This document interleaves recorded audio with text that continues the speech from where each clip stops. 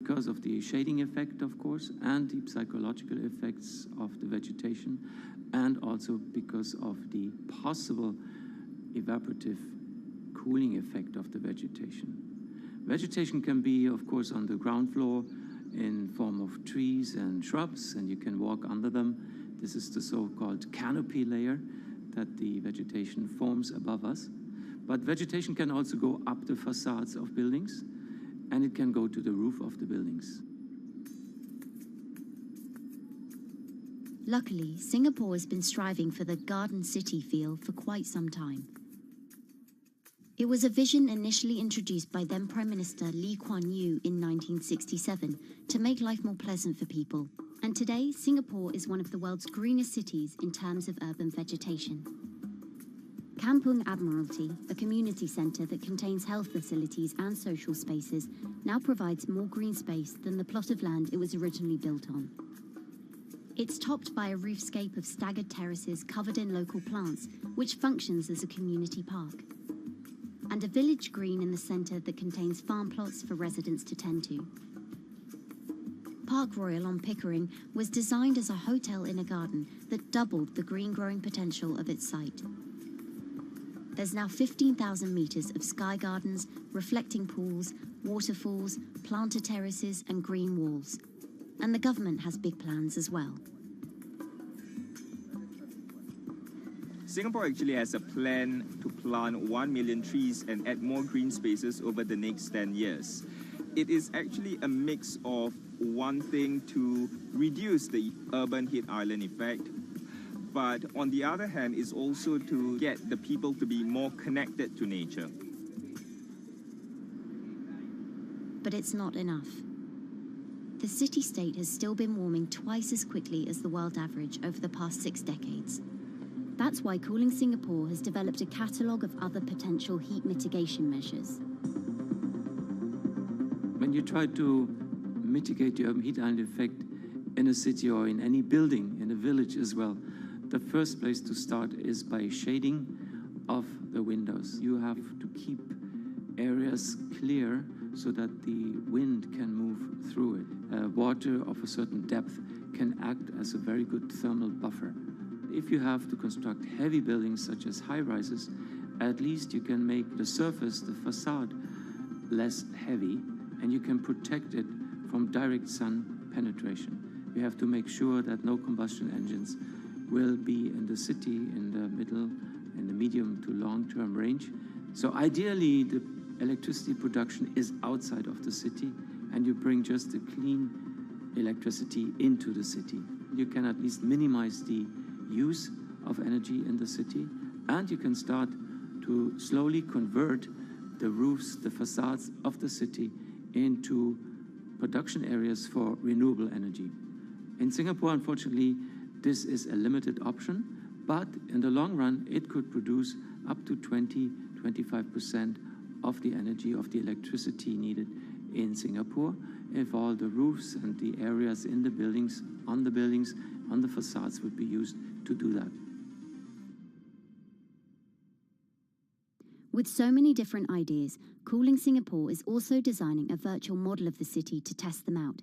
It's called a Digital Urban Climate Twin, or DUCT, that will calculate how each element of the city's design will impact the urban heat island effect.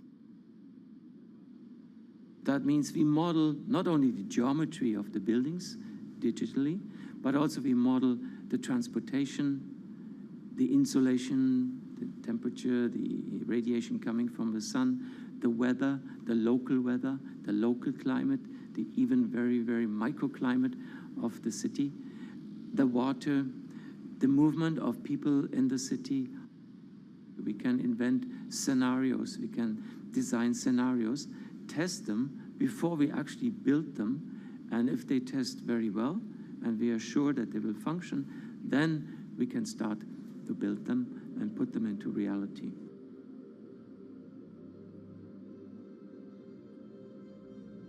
Singapore will be using this new tool to figure out which actions it should take next.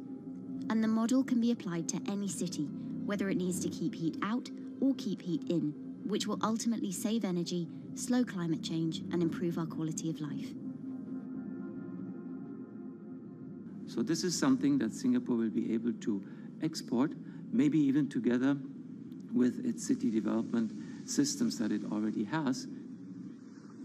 Singapore is one of the very few cities in the world that really combine this scientific approach with a very well-established urban redesign and urban design approach. Through its agencies and the combination of its agencies, it has achieved a lot in the past. If it keeps following the scientific path and the combination with the other knowledge in the city already, we think that it will be a very comfortable and very livable city in the future, even more than today.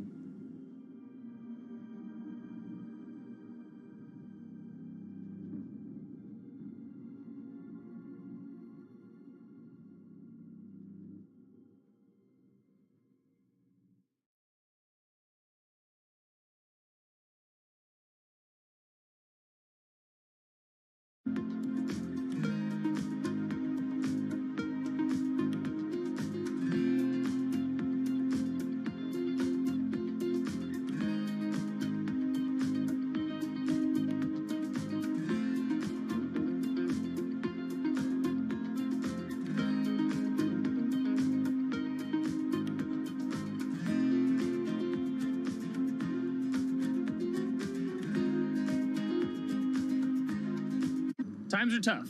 Jobs are scarce. It's risky to be outside and around others. Seems like there's very few ways to make extra money during a pandemic. So I guess I'll just hunker down and binge social media until this all blows over. Wait, don't these people make money? How do these people make money?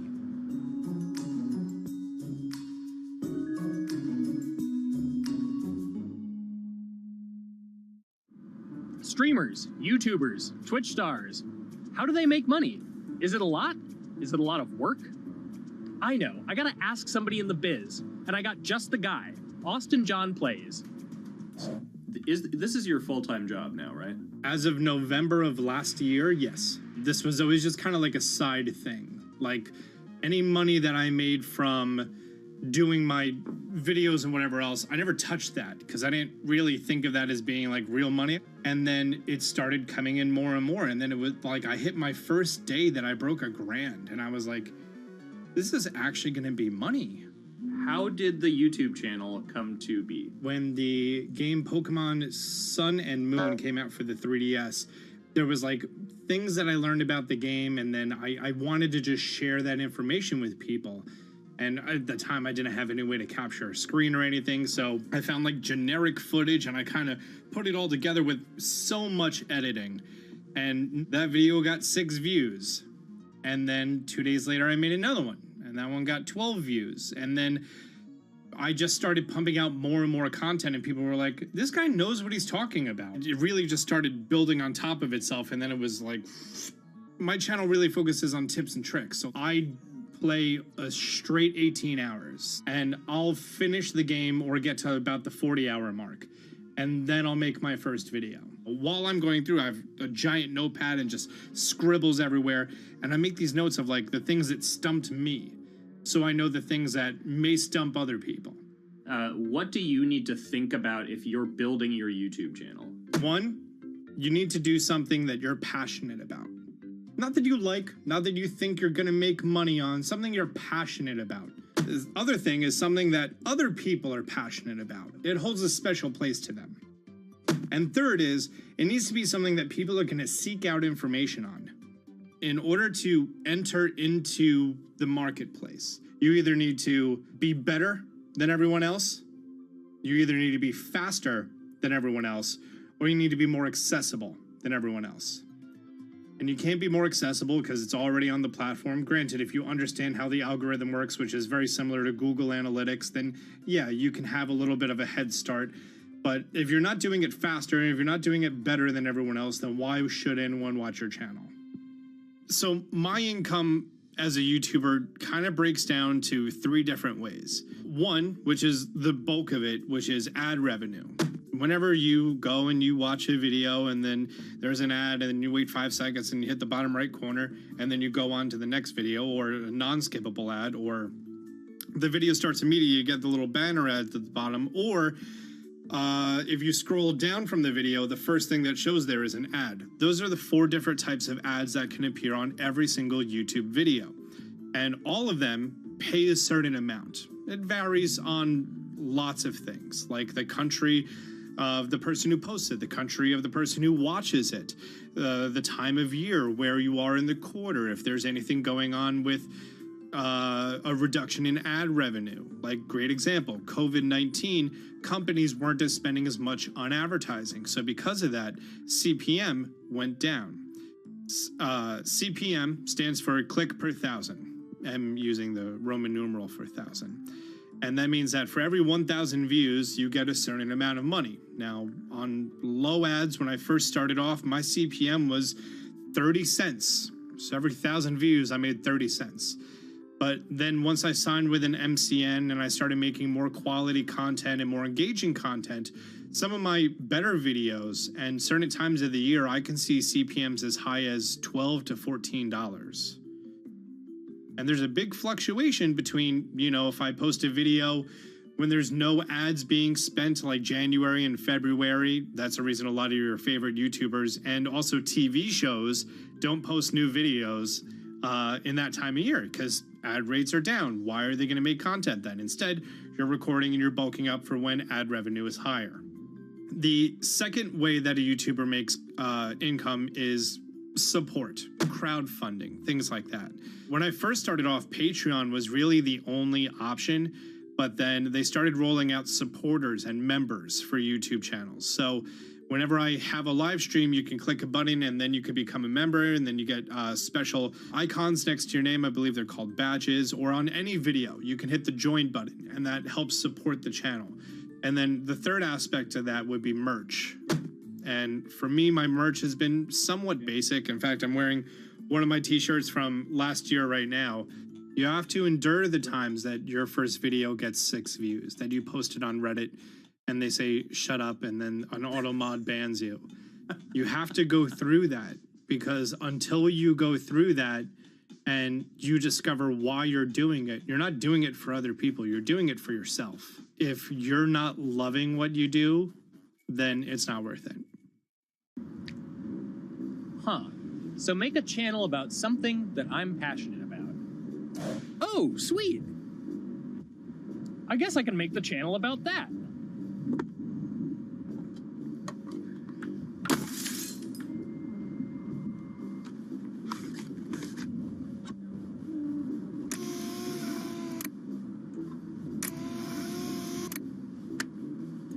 Now, how do I grow an audience?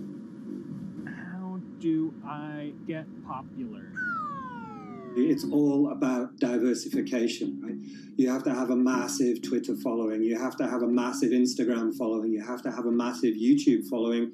Of course, you have to be on Twitch, which is the key platform. But basically, any way you can get in front of your audience, you can engage with your audience, is going to drive those clicks, which ultimately drives the advertiser revenue that you get back from all of these platforms. It's me and Dan playing video games and talking in a funny manner over them. They're not just people who are good at games, they're actually people who are good at online engagement, online entertainment, first and foremost. You have the right to remain stylish. Anything you wear can and will be used against you in the court of fashion. The streamer is either very, very talented at the game. The best player in the game is generally going to draw a crowd because people like watching people who are very good. On the other hand, they're either very, very good or funny, charismatic, whatever it is on that side. Oh, no. You know, it becomes more of a show where they talk about other things outside of the gaming world, and gaming becomes really just a backdrop and an excuse to engage with that audience. There were those weird, like, Ronald McDonald, like, straight to VHS movies. You remember those? I'm personable, I'm chatty. I would kind of, you know, when boring things were happening in the game, I would ramble on about, you know, movies I'd watched or books I'd read and, you know, or conversations I'd had and stuff like that. And so I think being personable was a big part of that. It's not just getting on and playing games. It's getting on and being an entertainer. You are putting on a show. All right, now let me go ahead and grab the samurai sword that every gym has. Okay, he's dead. To have a larger audience and to have that audience, I think, stay with you, you have to bring something extra. You know, you have to find your niche. You have to find what works and what connects with the audience and what makes them laugh and what makes them keep coming back. You gotta make it a little more exciting, all right? Throw in a hanging bishop. Have everybody in suspense for a moment. I think the real most important thing is to just get used to being on camera. Like in any sort of performance thing, is get used to talking on camera. You know, my first few videos were terrible, but because I sat down and did it for 6 to 8 hours a day, I just got used to talking and I got over that uncomfortable hump. If you go into Twitch purely with the expectation that you're going to make money, make a job out of it, have all this growth, and it's going to be great, you're probably going to burn out prior to getting to that point because there's very little payoff for a long time, right? Like multiple years generally before you really start to see a payoff. And so, you know, those first few times you're streaming, nobody is there. One person shows up every 30 minutes, says hi, maybe, and leaves, right? Like, it's very discouraging, I think, for a lot of people. And so you have to be there just loving it. You have to love talking to yourself when nobody is around. You have to love just the game that you're playing, all of that stuff, because it takes a while. And I think a majority of people burn out prior to getting to the like profitable point of it. And there you have it. My very own YouTube, Twitch, Discord, and streaming channels all ready to go live. It's a veritable social media ecosystem just on the verge of thriving. So, don't forget to smash like and subscribe, and visit my Patreon for perks. Also, go to my merch page.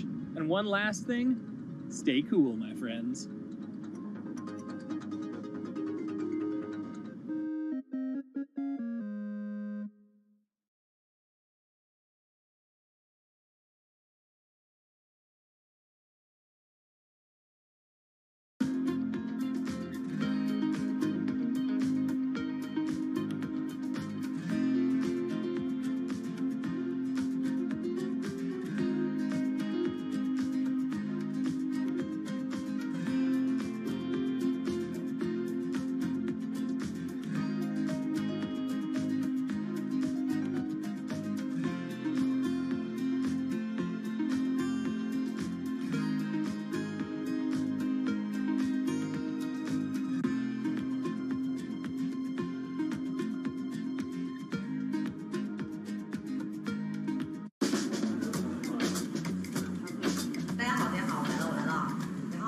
This is live stream shopping, one of the hottest trends in China.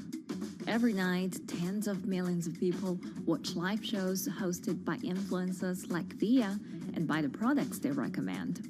On e-commerce and social apps like Taobao and Douyin, the sister app of TikTok.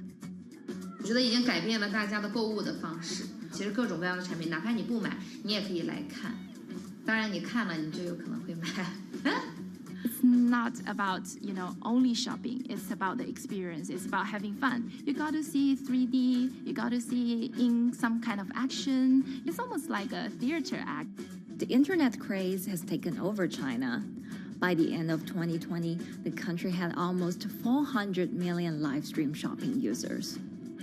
China's live stream e-commerce market has also grown dramatically, with an estimated value of $161 billion in 2020. It's becoming popular outside China as well. So, is live streaming the future of shopping?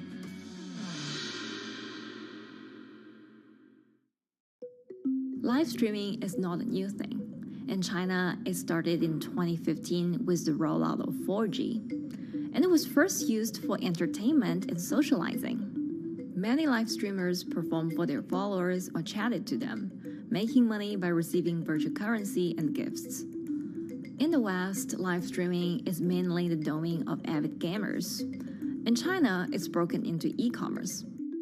China actually has a very big e-commerce empire, so it uses these super apps, what we call that you have payment, you have search of information, you have recommendation system, and you have huge amount of goods available on the platform, and as well as a lot of consumers. So with this advantage, they merge these features of live streaming to make the influencers actually sell goods. Here is a perfect choice: nice neutrals, beautiful print, nothing overwhelming, and the warmth and comfort of flannel.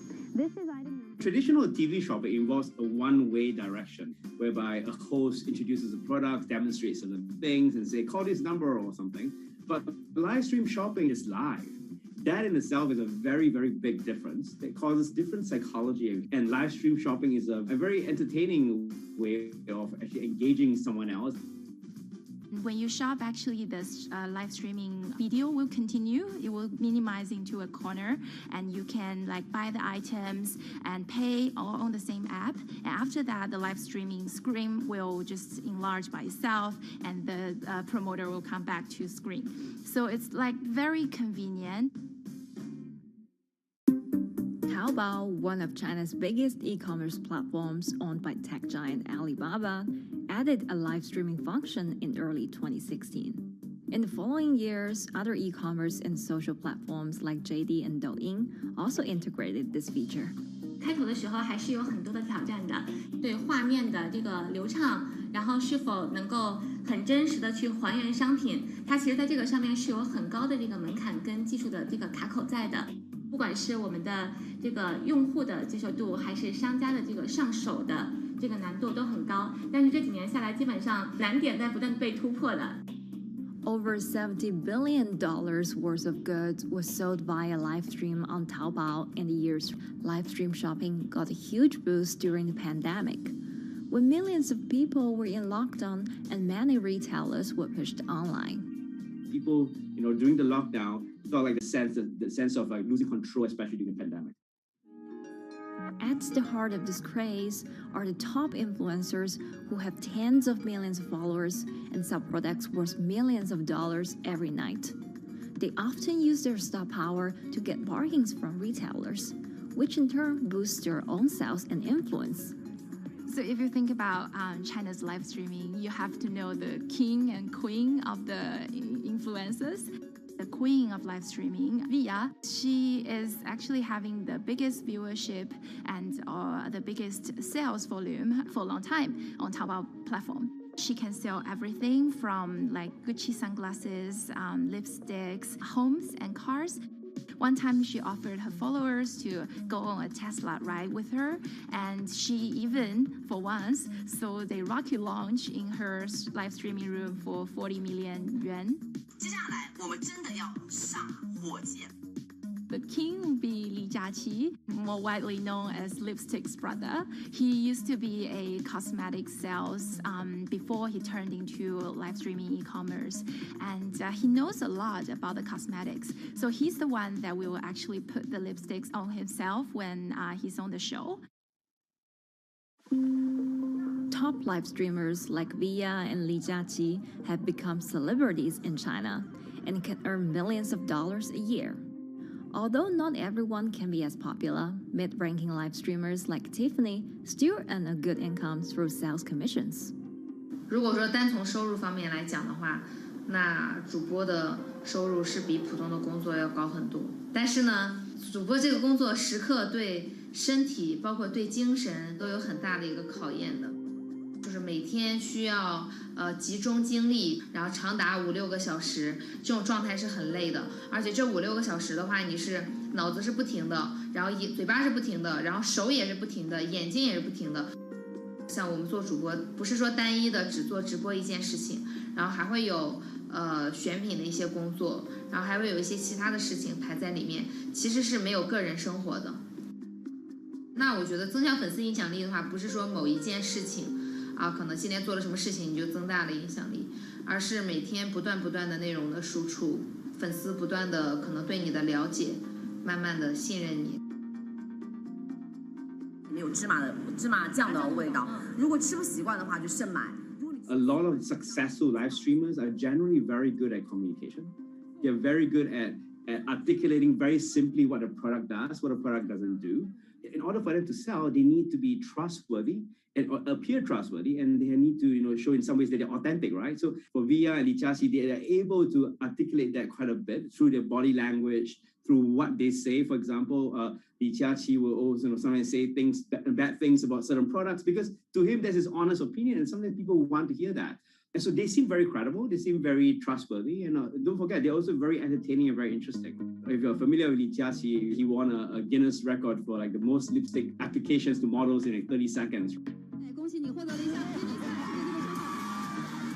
So if you're able to create a lot of buzz with interesting things that you do, people who may not want to buy lipsticks will also stream in just to watch what he does. And then from there, you might get hooked. 这就是一般女生出门的时候涂的口红的颜色。 Live streamers also use sales techniques such as limited time or supply. This sense of scarcity can often encourage viewers to buy. The platform in itself creates and enhances some of these things, because you see it live. Something we call social proof has taken over, meaning that, hey, other people are interested, other people are joining in, other people want the same product. And they add it in the chat and they ask questions and they say, oh, I want this too. What happens then? It makes the whole product even more scarce. But it's not just influencers. Local farmers, luxury brands, even mutual funds have also started their own live stream shows. Working with very top tier live streamers can be risky. It's not necessary that the benefits will end up with the brand. So we see company executives opening their own shows. And we see like P&G have their own sales room, which runs shows every day as well. We also have like local governors in like small towns to sell their agricultural products. So the live streaming is definitely transformed the way product owners can think about how to reach their consumers. And it enables a lot of players to actually sell. Live stream shopping is going global. Merchants in Southeast Asia have embraced this trend. And in the West, Amazon has upgraded its live streaming function, adding interactive features like chat rooms. Companies, including Google and Facebook, are also developing and investing in technologies to integrate video and e-commerce. 直播电商它其实已经开始成为主流，它未来的发展空间跟潜力都是巨大的。接下来大家会越来越依赖这种购物方式，会变成一个比较日常化、比较规范化的这么一个趋势。If you look at the numbers alone, their numbers alone, Li Jiaqi's numbers or Via's numbers, you know that they can sell and you know that they can generate revenue. Are they able to sustain it over a long period of time? It depends on how innovative they are at changing some of the things that they do. But you can't expect consumers one day turn into virtual shopping for good. There will be the nature of us that crave to go into the store, to touch the goods and actually wear it and see how it looks like and walk around in that with our friends. And those things wouldn't be replaceable with live streaming.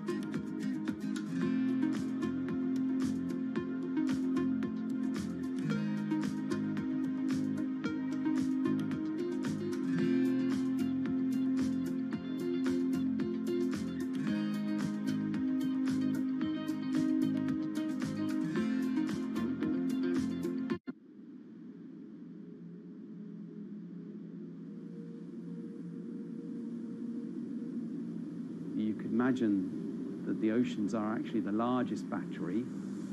We're storing huge amounts of energy in the oceans. The wave motion can be very deep. It can extend down several hundred meters. And once it gets to the near shore, from about 50 meters, the whole water column is moving backwards and forwards. As we search for ways to reduce our reliance on fossil fuels, some are looking to a largely untapped potential source of renewable energy. In theory, waves off the coast of the United States alone could generate over 2 trillion kilowatt hours of electricity a year, enough to power more than half of the country. Waves intensify and subside not as quickly as the wind, and that means that it can produce a smoother power generation curve. One of the potential advantages of wave energy is that it could act as a complementary source of power compared to other renewables on the grid if it were to be scaled up to commercial scale.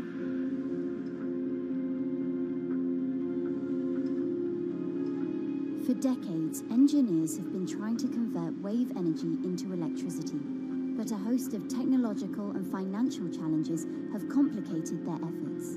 In the years from around 2006 to 2015, there were a spate of bankruptcies in the sector, and this was largely because of a lack of kind of continuous proven projects out at sea with reliable electricity generation. Since then, companies have been trying to develop the technologies at a steadier pace and with a smaller cash burn. But the same questions remain. Can companies develop devices and technologies that actually work? Is wave energy just a novelty or something that can become a major renewable energy source?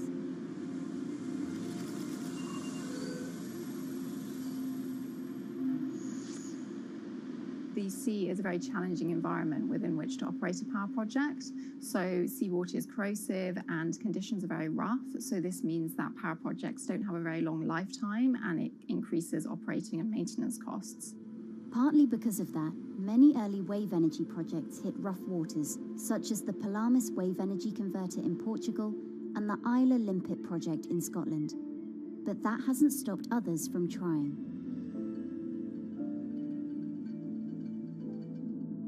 Companies are focused on testing projects out at sea, proving their durability, trying to raise capital and bring down cost. The sector hasn't really converged around one single technology design, and companies are kind of undecided about which design works best.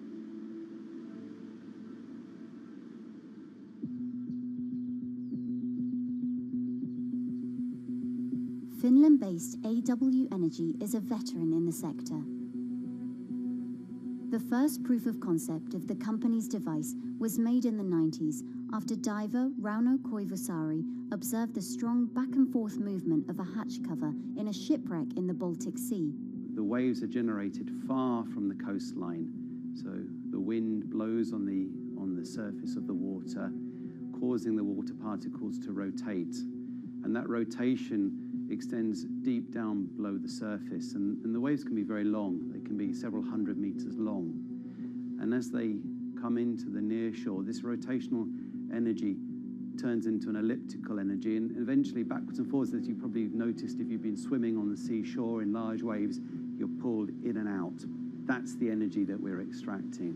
There's a sweet spot where we deploy, so around 10 to 15 meters of water depth. That's where there's still strong wave energy coming in. After years of research, prototyping and testing, the company has deployed Wave Roller, a 350 kilowatt device in the waters of Portugal. Wave Roller has an 18-meter wide and 10-meter high steel panel fixed to the seabed via a floatable foundation. The panel moves back and forth with the waves, capturing the energy. It's submerged in the depth of 15 meters, so it's protected from the extreme waves. We generate electricity by capturing the movement with hydraulic circuitry in a machine room underneath the surface. That hydraulic energy we turn to electricity with hydraulic accumulators and hydraulic motors, and also a generator. The Wave Roller has survived large waves at sea for over a year and delivered electricity via an underwater cable to the grid in Portugal. Meanwhile, the company has won a €2.5 million grant to work on an upgraded version of the Wave Roller, aiming to increase the electricity generation capacity to 1 megawatt. The upscaled device would have a bigger panel, 2 power takeoff units, and improved software to control the energy production. We have taken into use a wave prediction algorithm that kind of tells us what kind of waves are coming into our device. That gives us few seconds to prepare for capturing more energy, and the difference in that is significant. Our future plans are to deliver technology around the world. So I'm hoping we can be working on delivering technology to projects in Asia and also in the American continent as well.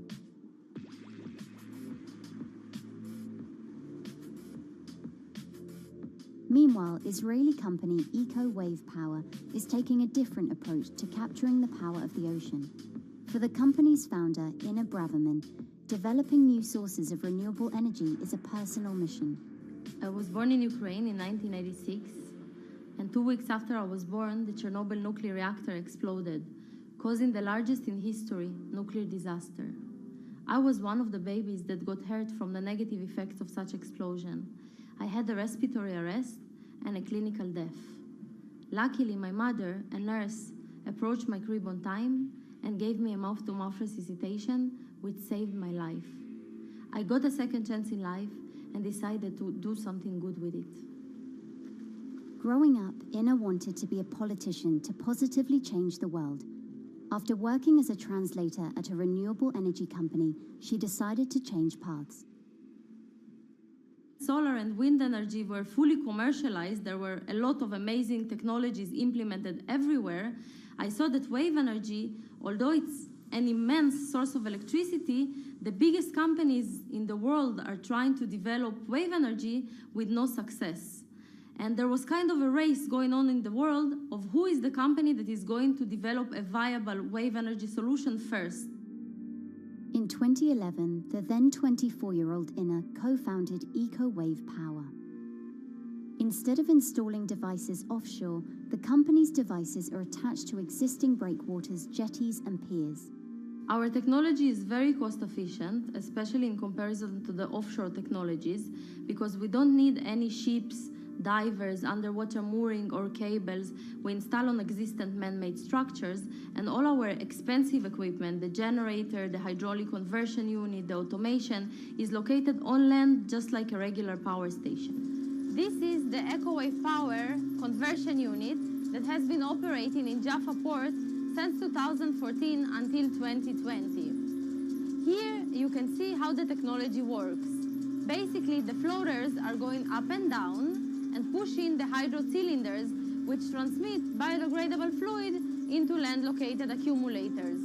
A pressure is being built. The higher the waves, the higher the pressure, which is used to turn the hydro motor, which is turning the generators. The whole system is controlled by a smart automation system, which you can see right here. And in case of upcoming storms, the system automatically raises the floater above the water level and keeps them in the upward position until the storm passes. The company has been operating a 100-kilowatt grid-connected device in Gibraltar since 2016, which is enough to power 100 households. Currently, Ina and her team are working on another 100-kilowatt project at the port of Jaffa in Tel Aviv. The project will be also the first time in the history of Israel that wave energy will officially connect to the electrical grid.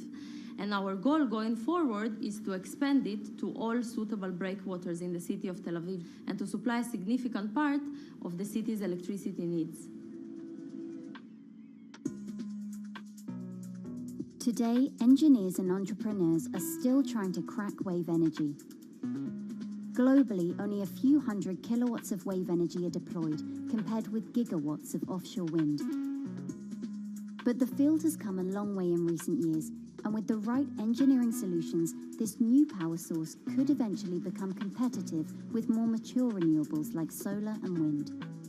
I would have a lot more confidence in the success of wave energy companies today as opposed to like 20 years ago. But in the next few years, or maybe the next couple of decades, it will be more likely to be used in remote locations like islands that are otherwise dependent on expensive diesel power, or out at sea on gas decommissioning rigs, or for powering underwater autonomous vehicles. So definitely, wave energy can compete with other renewable energy sources, but I personally believe that this is not a competition. In order to have a 100% renewable energy friendly world, we need all renewable energy sources to work together.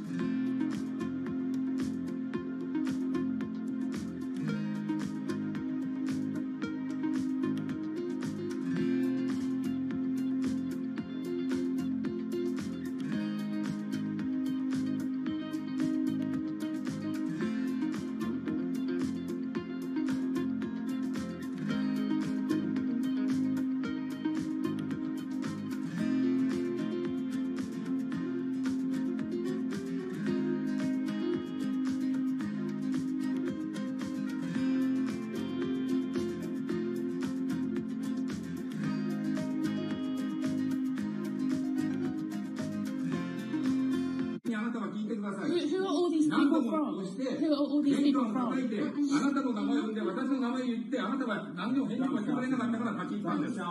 So can you please tell me? I'm not going to... please wait. You know, I've covered a lot of companies. I've covered a lot of Machiavellian companies where, you know, people play rough. I don't think I've ever seen anything on the scale of Nissan. He is making you, but you act from this side. I mean, it's corrupt. The system is... One of the most dramatic elements was Ravinder Pasi's home being raided by court officials in Yokohama. You scared me. You scared my children. I worked in Nissan for 16 years. So Rav Pasi's journey into the darkest recesses of the Japanese corporate world started when he was the general counsel, the highest corporate lawyer position in the company. In the past few minutes, Nissan has revealed that its chairman has been arrested after allegations of serious misconduct. He was tasked with investigating Carlos Ghosn. And he was told, conduct an internal investigation and get to the heart of the matter. And then along the way, he started to notice serious conflicts of interest. He is one of the few people who knows an extreme amount of detail regarding the alleged crimes by Carlos Ghosn. And he's now ready to tell his own story on the record about some of the events that happened.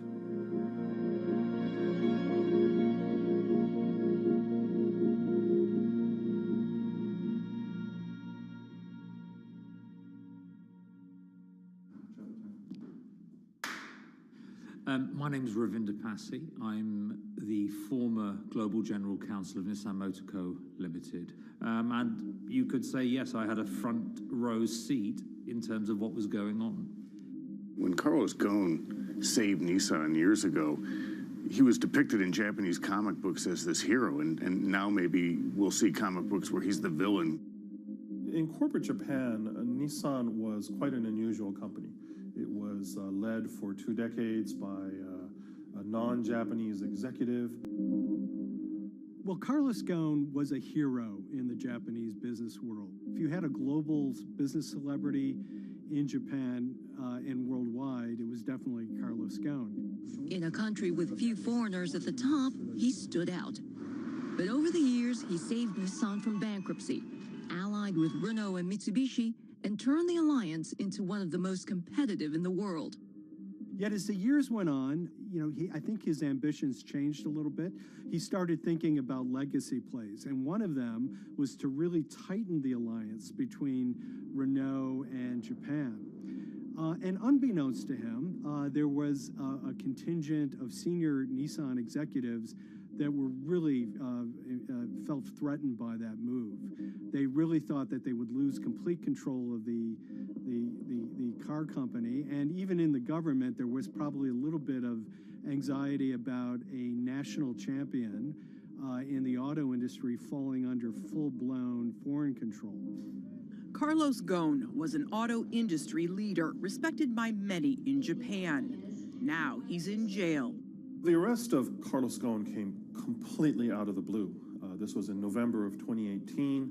He was coming to Japan on Nissan's corporate jet for a regular executive meeting, and he was met on the tarmac by Japanese authorities who whisked him away to jail and charged him with financial misconduct crimes. So what happened was that a power struggle ensued inside the company, and somewhere along the way it was criminalized. By that I mean that there were allegations leveled at Carlos Ghosn about the way he reported his pay to Japanese authorities, the way he handled money inside the company, that in other contexts might have been a board action, might have been handled internally. A number of executives at Nissan decided to take this difference and take it over to the Tokyo prosecutor's office, and that unleashed a chain of events that would shake the entire auto industry. So after Carlos Ghosn was arrested, Nissan launched an internal investigation into the events that led up to his arrest. So Rav Passi was tasked with investigating Carlos Ghosn, and he was told, get to the heart of the matter, find out what Carlos Ghosn did wrong and bring it to our shareholders. It's really complicated because you had various things coming out of the weeds. 2018, the investigation has started, and we become aware of matters in terms of conflicts, actions by certain individuals that cause some concern because things might not quite be what they seem. So in our story, we really took a close look at Harinada and his role in Carlos Ghosn's downfall. Harinada is one of the most fascinating figures inside Nissan. He's also a lawyer. He's originally Malaysian. Hello, Mr. Hari.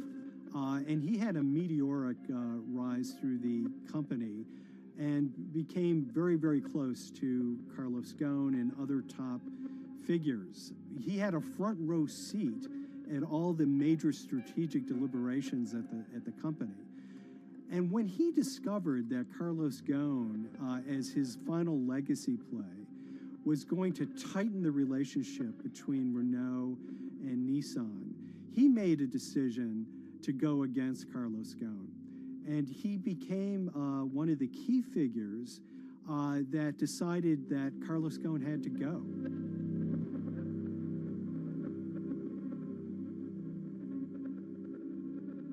Harinada was somebody who actually recruited me into the company, so I have a long-standing relationship with him, or did have a long-standing relationship with him.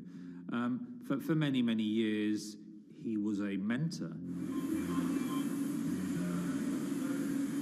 I had doubts about the credibility of the process right at the start. Harinada had a plea deal with the Tokyo prosecutors.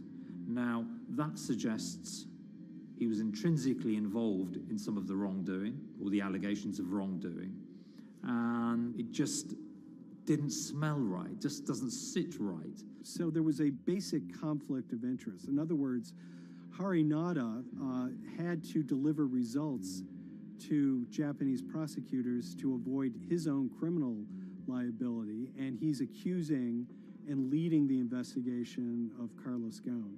Some of the people who had been involved in the original alleged crimes were also looking into the affairs themselves. Ravinder Passi began pointing out some of these conflict of interest issues. And the reason for that is essentially his concern was for the company. If the company's own investigation into itself was compromised, that could lead to a very weak position in various lawsuits that it was dealing with across the world. I had discussions with Harry, discussions with the statutory auditors about these conflicts, discussions with HR about some of these conflicts, because at that point, we reported into him. You know, at the time, everything was quite, as you can imagine, it was, we've got to do this, we've got to do that, we've got to move fast. But when you step back and look at some of these things, you just think, my God, what was going on here? Because me, members of my team, were being placed in immediate danger. Your chairman's been arrested, a representative director's been arrested. They both happen to be foreigners. And then now what we need to do, we're being instructed to do, is certain compliance professionals need to go into properties in Brazil, for example, and retrieve evidence. They've got to do it very carefully, because if they don't do it carefully, they're going to get convicted of criminal activities. And likewise, when a team of lawyers were commissioned to go to Lebanon, I mean, one of my immediate concerns was, why are lawyers from Nissan being sent to go to Lebanon to retrieve evidence?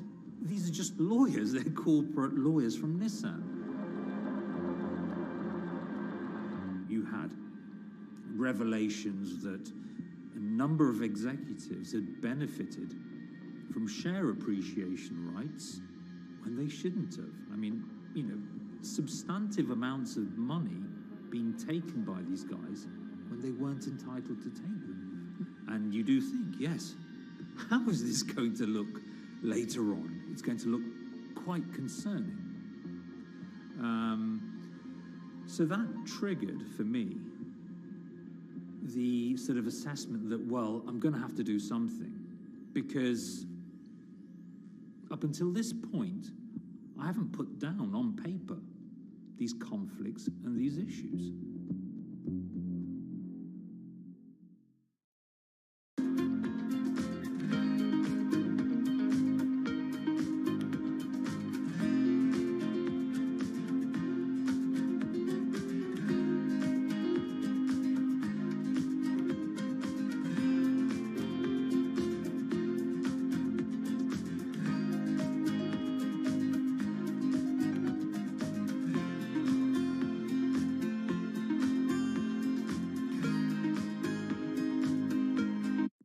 So Rav Pasi makes a fateful move. He writes this letter to the board listing every suspicion he has in great detail, backed up by evidence, backed up by memos, of why this internal investigation had serious problems.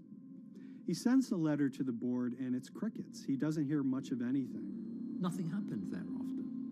Nothing at all. Just like it just gone into a black box. And he began to suspect that there was a desire, even at the highest level within Nissan, to kind of sweep these conflicts of interest under the rug. Unfortunately for me, I think, again, with hindsight, people must have thought that this is the nail that's sticking out, and we can't have this. Within 3 days of me submitting that to the board of directors, that letter to the independent board of directors, I was removed from the Goan Executive Conduct Matters. I was then told that I could not attend board meetings anymore. And up until that point, I had attended every single board meeting. I was then also told that after 8 years of being in Japan, I'd be going back to the UK. It eventually transpired that I'd be the VP of Projects and Transformation, managing a team of 3. So you can imagine what this feels like at this stage. Almost an arbitrary removal from Japan, where I've lived for 8 years, had 3 children there, my family has grown up, and we've been settled there, having a few months earlier been promoted to vice president at a global level, to being almost demoted.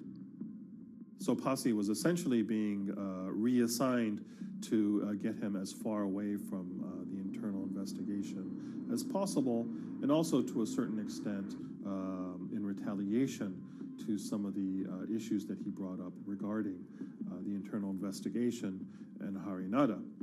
What happened to Rav Pasi can be seen as a series of corporate humiliations. I mean, first of all, his immediate responsibilities were taken away from him. Eventually, he lost, the coveted general counsel title. But it didn't stop there. Toward the end of his stay in Japan, Rav and his wife were convinced that they were being followed. During that period, I'd noticed that whilst driving my car, I'd have other cars following me. First time I noticed this was around mid-March, and I was driving, I can't remember where I was going, but this grey van, small van, just literally started following me. And I noticed that there was somebody in the car taking pictures. And lo and behold, we were absolutely being followed either by people on foot or other individuals, 2 or 3, normally 2 burly men in a car, different cars at different times, following us around. They were following the family as well. And, given I'd seen the Nissan security department behave in a very, very egregious manner with others in terms of following and surveilling, I was very concerned as to what they were doing and who they were giving this information to. Because if they're giving this information to the authorities, you do think, why? What's going on here? I mean, this is just not normal behavior. And this all culminated in a rather dramatic event in the middle of 2020. Who are you people? Where Nissan had hired a legal team and had obtained an unusual court order from the district court in Yokohama to basically do a search of his home and seizure of his corporate laptop and phone and other documents. If you don't let us in now, we have to break this key. So it's a pretty extreme way to treat someone who had spent 16 years at the company. These people have all come in. We don't really know who they are, apart from the fact that I've been shown a badge that says the Yokohama court. And they're here to recover a laptop and a mobile phone. It was even more weird because I'd highlighted to the directors that certain Nissan executives were trying to recover this laptop and this phone whilst I was still in Japan. And I was very concerned because it had evidence on there that related to misconduct matters and other forms of inappropriate conduct. It was just another form of intimidation, another form of harassment, forcing me almost to leave the company and the country. Because once they'd retained and obtained these items, we were still followed, which, again, I just couldn't understand. What is the point of doing that? This isn't a car company. This is not the KGB.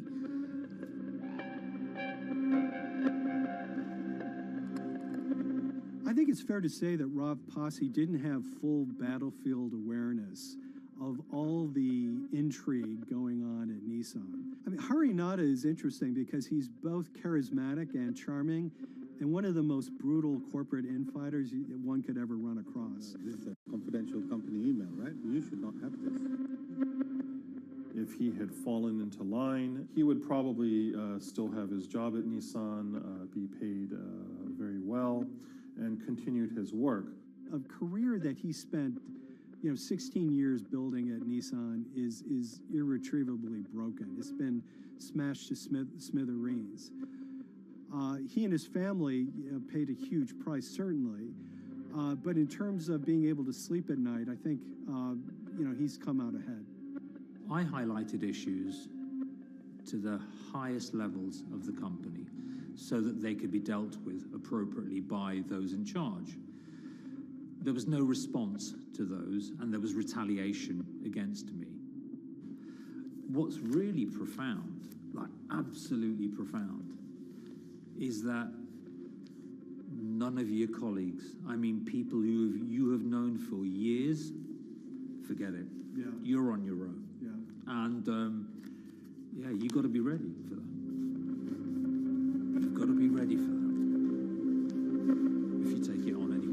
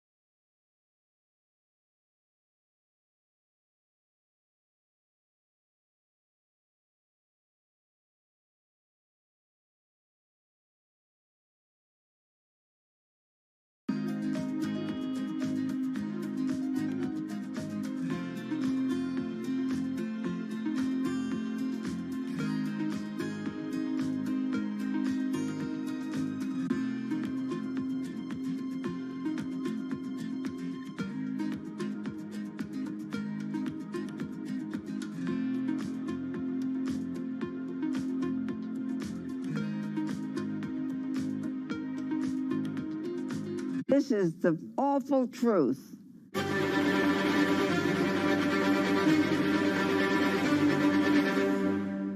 There's always someone in the family that's pushing it.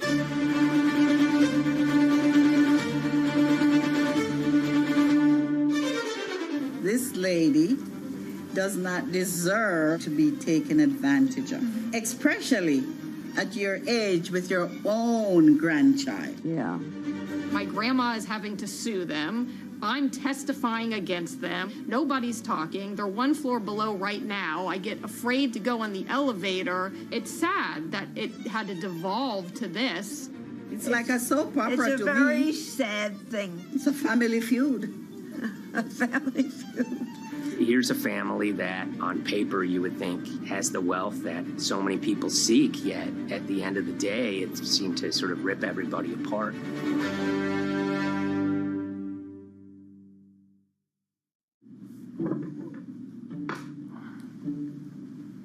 My name's Tom Schoenberg. I'm a senior reporter here at Bloomberg News, cover financial enforcement.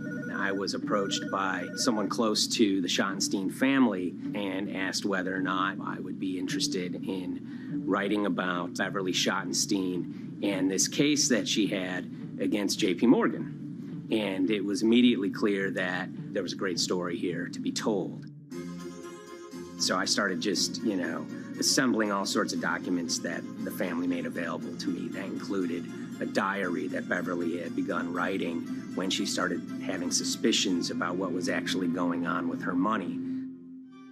Beverly obtained her wealth from the Schottenstein kind of retail empire that has at times included Big Lots, Value City, American Eagle Outfitters, DSW Shoes.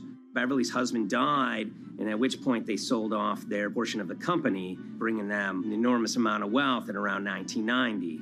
Estimates of her wealth were around $90 million.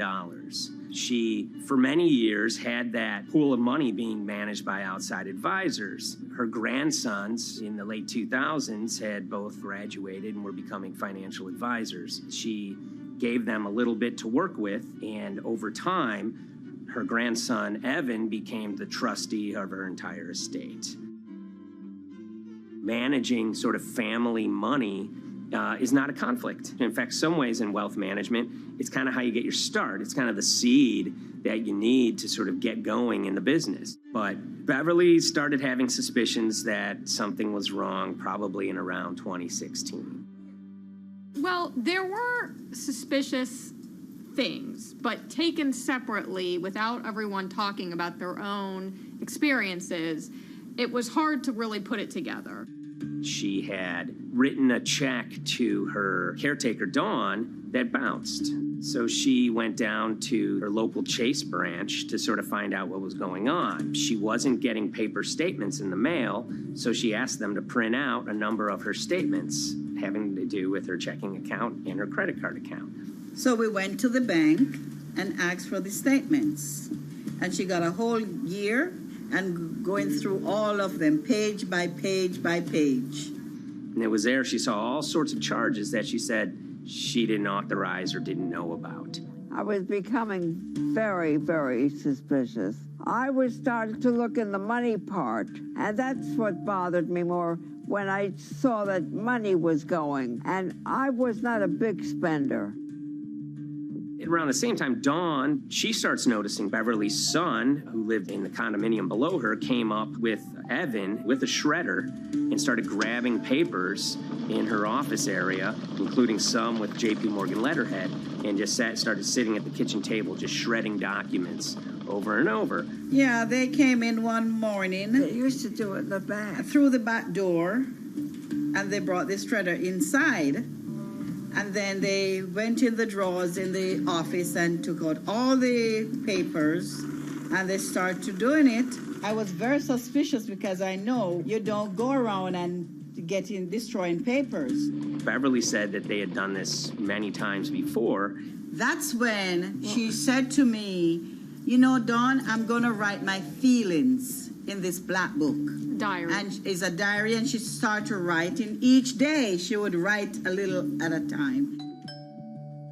Around the holidays of 2018, a package had arrived, a FedEx package, and in it were materials about a venture capital fund based out of the Cayman Islands. Dawn and some other family members take a look at this, and they see that Beverly is signed up for this fund to the tune of $5 million over the course of several years. And that was really the beginning of it. That was sort of the tip of the iceberg when it became obvious that something was going on, that my grandmother really wasn't aware of this fund. You know, Beverly started to panic. She got really upset and called, J.P. Morgan's headquarters in New York and asked for Jamie Dimon. She said she was told someone would call her back, but she says that never happened. She wrote a letter to Evan and Avi, and in there she laid out a number of things that were concerning her: unauthorized trading, the checking account. She had about $1 million worth of jewelry in a safe deposit box, and that her son Bobby had the key to that box, and that jewelry had gone missing. All this was kind of packaged in this, 5-page handwritten amendment to a will and trust. There's such an evolving narrative about why the jewelry was taken. The only truth we really know is that the jewelry is gone. But why it happened, there have been a lot of different stories. You just don't take your mother's wonderful things and hand it out. And they emailed that note to J.P. Morgan to seize all activity on her account. And it ended up setting off a firestorm after that. As soon as they got this email that there was a cease and desist and that she wanted to send her money and change brokerage firms, they were actually vacationing one floor below downstairs. They're there right now. The next day, Beverly's in her place. The granddaughter's still in her place visiting. Dawn is there, and up comes Bobby kind of barging through the door. And he's screaming about what was sent to the J.P. Morgan. They're now investigating now. And he's furious, takes his mother and sort of puts her into a chair, gets pen and paper, and she says physically forced her to write a retraction letter. They were pushing me around. It was a scary time. I was really afraid, too. I had to take her to the doctor, and she did an x-ray because she was in so much pain. The locks had to be changed. The phone number had to be changed. I really thought we were going to have to hire guards to be outside just for protection. Oh, it was terrible. Horrible scene. Beverly brought her case before the Financial Industry Regulatory Authorities, usually known as FINRA. It took several months of hearings. She sees all sorts of transactions that's going on, hundreds of them that she claims that she never knew about, never authorized, but yet were logged in J.P. Morgan's files as having been direct requests from her. That included the sale of a large amount of Apple stock worth several $1 million, as well as all her stock in Big Lots. Over the course of their time with J.P. Morgan, Evan and Avi were making all sorts of trading on her account that was generating millions of dollars in commissions for themselves and the bank, yet she was not sort of getting any of the type of gains that you would expect sort of an $80 million account in a bullish market to be able to get. They issued a ruling entirely in her favor, finding that her grandsons, as well as J.P. Morgan, they were liable for violating their fiduciary duty, misrepresenting themselves, and they also found that the bank and her grandson, Evan, were liable for elder abuse. Evan and Avi, they were fired from J.P. Morgan. They issued an award of about $19 million. I reached out for comment, and J.P. Morgan emphasized that Evan and Avi were no longer with the firm and that their actions do not represent the sort of values of the bank. I reached out to Evan and Avi, heard back from their lawyer saying that, they disagree with the law and the facts that FINRA kind of used to decide the case against them and are seeing if they can have it withdrawn. Her son, Bobby, wrote her a letter, said his sons weren't criminals, and he also admits to taking her jewelry. And he says he needed it to pay off some bad business debts he had. They never once came up to say, I'm sorry. If there had been an apology and some acceptance, and asking for forgiveness from my grandmother, I don't think we'd be in the position that we are now. Since the piece came out, we've received dozens of messages from people, many of whom are telling their own sort of personal tales of, kind of financial advisors gone bad, or family members who got control of an estate and abused, those within. It seems that it's really resonated with a lot of people. I keep, hearing a lot of feedback about Beverly and how, a lot of people feel she did the right thing. You're never too old to stand up for yourself and try to right an injustice. She was adamant that she wanted to stand up for herself, but at the end of the day, they did wrong. It's a painful life lesson. Beverly taught them that you don't mess with grandma.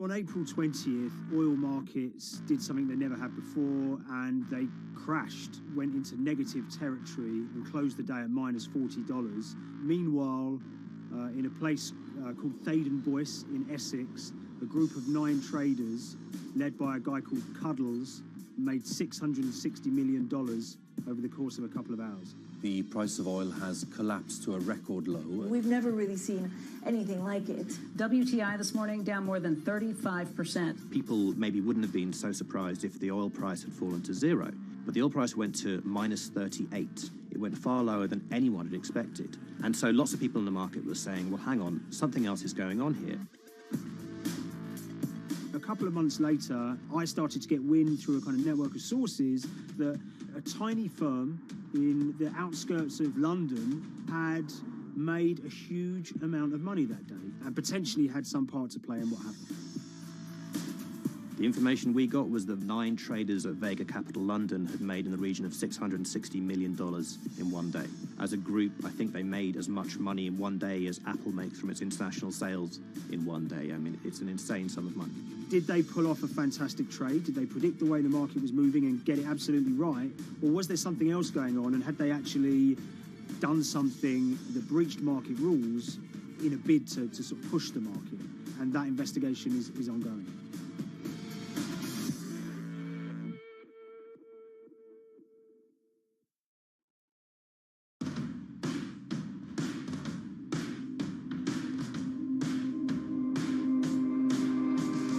So Paul Commins is a trader who cut his teeth in the pits in the 80s and 90s. When everyone had a nickname, his was Cuddles.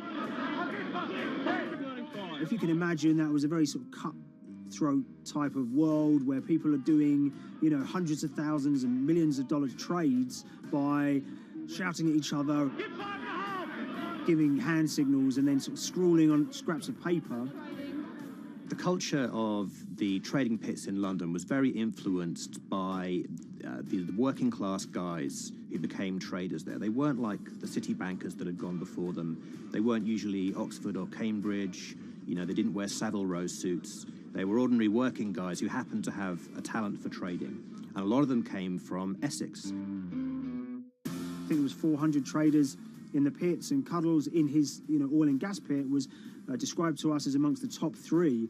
In amongst that, was very successful and made very large amounts of money as a young man. But inevitably, mechanization and the arrival of electronic markets was the kind of death knell for the pits. And in 2005, the IPE closed down. And when the pits shut down, a lot of the traders who worked there lost their jobs or quit or went to work for financial institutions. But Paul Commins decided to start his own trading collective out in Essex. Some of them are ex-pit guys, cut from the same cloth as him. Lots of them are actually sort of in their 20s, and they're his, drinking buddy's son, or they're his own kids' friends from football.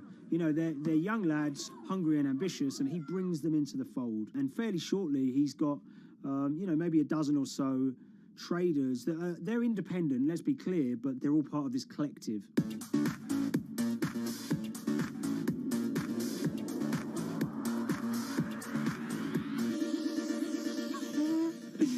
Yeah, I'll let Liam deal with Essex.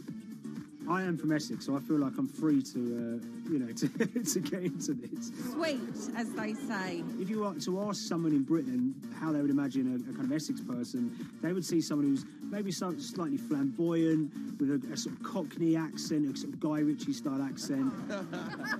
Not afraid to splash the cash, but it's probably pretty bright and has done well for themselves. Don't even make sense, does it? But, these guys, they drove around very nice Rolls Royces and Bentleys. They went to places like Marbella on holiday.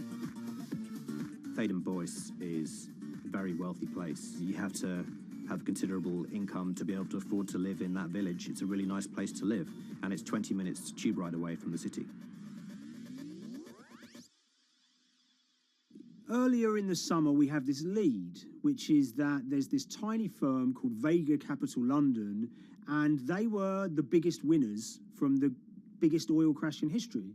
Anyone that covers markets is going to be surprised about that. You're thinking your BPs of the world or your Glencores, but it's this tiny firm. And one of the big challenges that we had was actually finding out who worked with Vega Capital. It wasn't immediately obvious, and at first we had absolutely no idea. If you go to the Vega Capital website, it says it's under construction. If you do basic online searching, it's very difficult to find anyone who's publicly connected to the company. So inevitably, we're incredibly curious at this point. Like, who the hell are these people? The more reporting we did, the more it became clear that this group were connected socially as well as professionally. They went to weddings together, they played golf together, they would go on holiday together. We found out that a number of them were members of the West Ham Supporters Club in London. A few of them started companies together, so you could see all the connections between them and start to see a distinct group emerging. And it really just was this kind of shock that, this wasn't just like a hedge fund or a firm you'd never heard of. This was actually a group of buddies who all had the same experience on this day and had all made a huge amount of money. So if you're an oil trader, there's a number of different ways you can trade, and probably the most popular is WTI futures contracts. And it's basically a contract that says, I'm going to buy 1,000 barrels of oil from you at this point in the future, or I'm going to sell 1,000 barrels of oil to you at this point in the future. It's actually just a financial contract to gamble on to predict whether oil is going to go up or down. On the 20th of April in Essex, there had been signals for a while that this was going to be an exceptional day in oil markets. And we know that some of them arose early and started their trading in the early hours of the morning while it was still dark outside. Essentially what they were doing is buying contracts that gave them an obligation to buy oil at whatever the price ended up at 2:30 p.m. So they're basically placing a bet that oil was going to fall throughout the day. But they're simultaneously selling lots of oil as well. And whether they make a profit and how much profit they make is the difference between what they buy the oil for and what they sell the oil for. Now, of course, we now know throughout April 20th, the price dropped and dropped. So this is going very well for them. They are committed to selling oil at these prices, and the prices are continuing to fall, which means they're going to be able to offset it and buy oil at cheaper at the end of the day. Now, once it gets to kind of 1:30, 2 p.m., that's when things start to get really interesting. Suddenly there's a kind of influx of buyers and sellers, as desperation increases in the market and trading volumes go up. Now at 2:08 p.m. exactly, something bizarre and unprecedented happened, which is that oil passes into negative territory. And it fell to a record level of minus $38. We've never seen anything like it, period, in terms of the contraction of the global economy. That huge gulf between what they were buying the oil for and what they were selling it for enabled them to make more money than they ever thought possible. So their profit was the difference between minus 37, and all of these positive numbers on every contract they sold. The price of crude briefly hit minus $37 a barrel. For one group of traders operating from a small office, it was a very, very profitable day. It's important to remember this had never happened before in the history of oil trading. No one could have predicted it. I can't think of another example of where you enter a trade and you get paid on both sides. You get paid both to sell and to buy. It's unthinkable. One thing we know about the Cuddles Trading Arcade is that they were very comfortable taking large risks. And, you have to be clear, this was a large risk.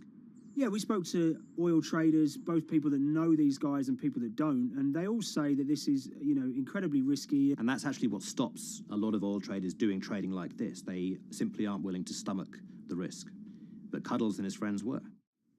So when the kind of final calculations came down, the group of the 9 most profitable traders made $660 million or thereabouts between them. I mean, if you can imagine, I think 3 or 4 of them made in excess of 100 million each. One of the astonishing things about this trade is that 2 of the individuals who made more than $100 million in a single day were in their 20s. One of them was 22 years old. Only a few years earlier, he'd been posting on his social media about doing teenage stuff with his mates in town and going to see girls and rap music. And here he is a few years later making $100 million in a single day's trading. When me and Liam discovered that, we couldn't believe it. We couldn't believe what we were seeing.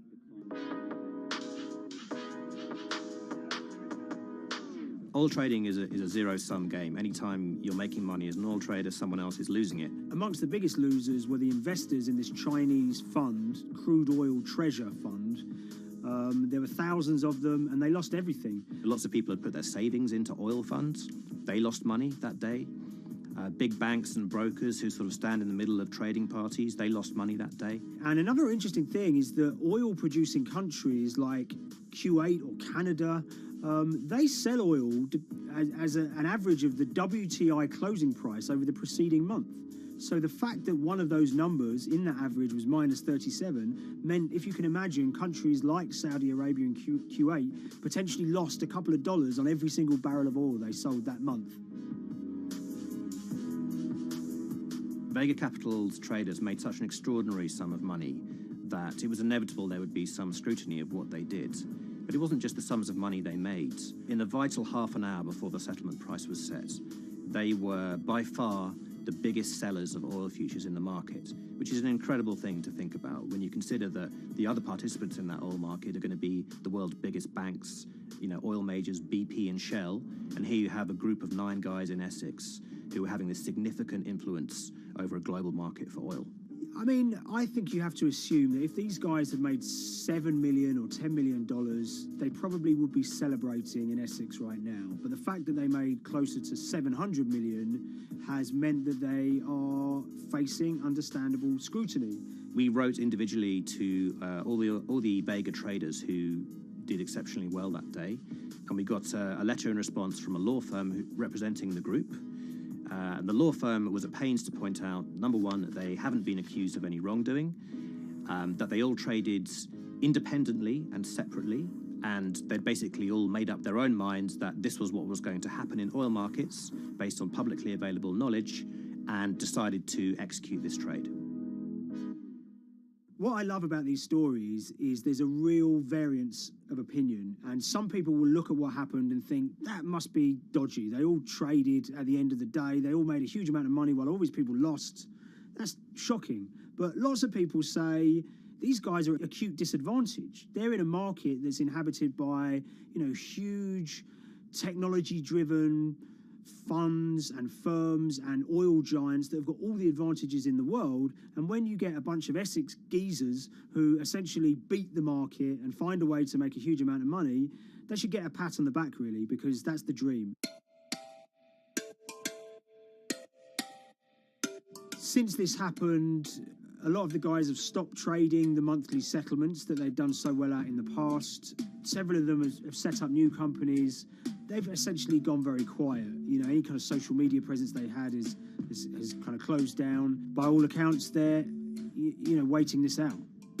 It's certainly too early to try and predict how the regulatory investigations are going to pan out. We just don't know. There's a number of potential outcomes for these guys.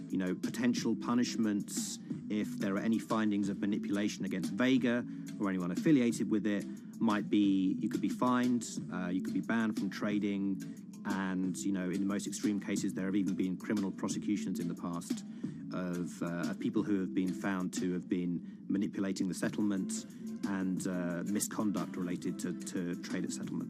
There are other outcomes too.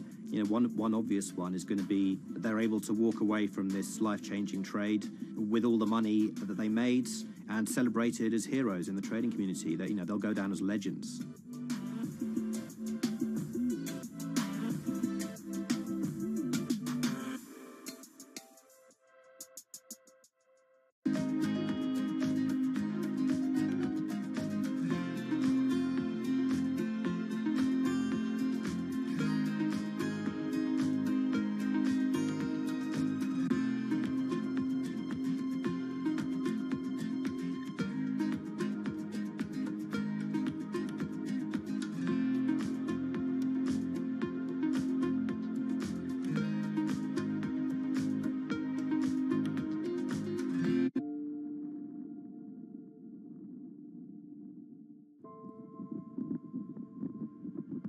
It's very important, given the nature of the climate crisis right now, for the general public to have an understanding of what progress is or is not actually happening.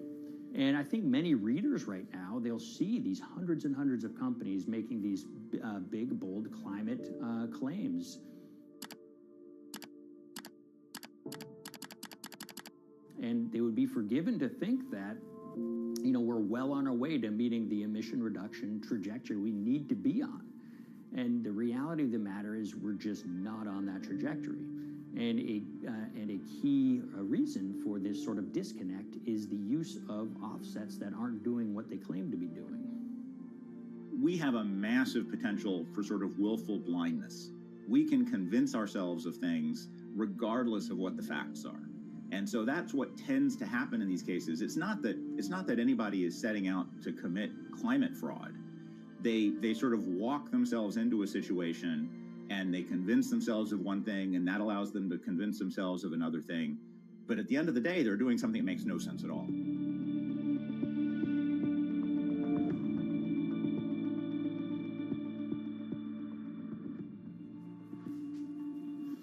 My name is Ben Elgin. I wrote the story about how the billion-dollar market for carbon offsets is setting back the fight against climate change. So one of the challenges in reporting on carbon offsets and trying to figure out what's going on is really finding good experts who have been steeped in this marketplace and are willing to candidly talk about it. One of the best people for this is a fellow named Mark Trexler, and I've been talking to him for more than a decade. My name is Mark Trexler. I've worked in climate change for the last 30 years. I was actually hired by the World Resources Institute in Washington to work on the first carbon offset project in 1988. In terms of defining a carbon offset, one of the beauties, so to speak, of greenhouse gases, sort of the silver lining of greenhouse gases, when you put up a molecule of CO2 into the atmosphere, it can be anywhere in the planet in 7 days. And therefore, if there's an option to reduce emissions on the other side of the planet, and you can do that very cheaply as compared to doing it in your factory, for example, then why not pay that person, that factory on the other side of the planet to reduce their emissions? Then you are, in a sense, offsetting your emissions, and the atmosphere doesn't really see your emissions anymore. So carbon offsets have been around for quite some time, and they were actually key with these international climate agreements, such as the Kyoto Protocol, which mandated the wealthiest countries reduce their greenhouse gas emissions. The treaty was signed on the 11th of December, 1997. Decided. The business community in general saw carbon offsets as a huge opportunity to comply with whatever policies and measures might be coming down the pike on climate change much more cost effectively. We've seen a huge surge in companies making big proclamations about how they're going carbon neutral or zeroing out all of their carbon emissions. We're going to reduce our carbon footprint to net zero. Unilever is committing to net zero emissions. We can achieve a net zero emissions world. We began looking at these corporate claims of dramatically reduced emissions, and we noticed so many of these companies were using carbon offsets to achieve these aims. And as we began to look at the carbon offset projects themselves, what we found is that the environmental benefits claimed by these companies are not actually what they seem to be.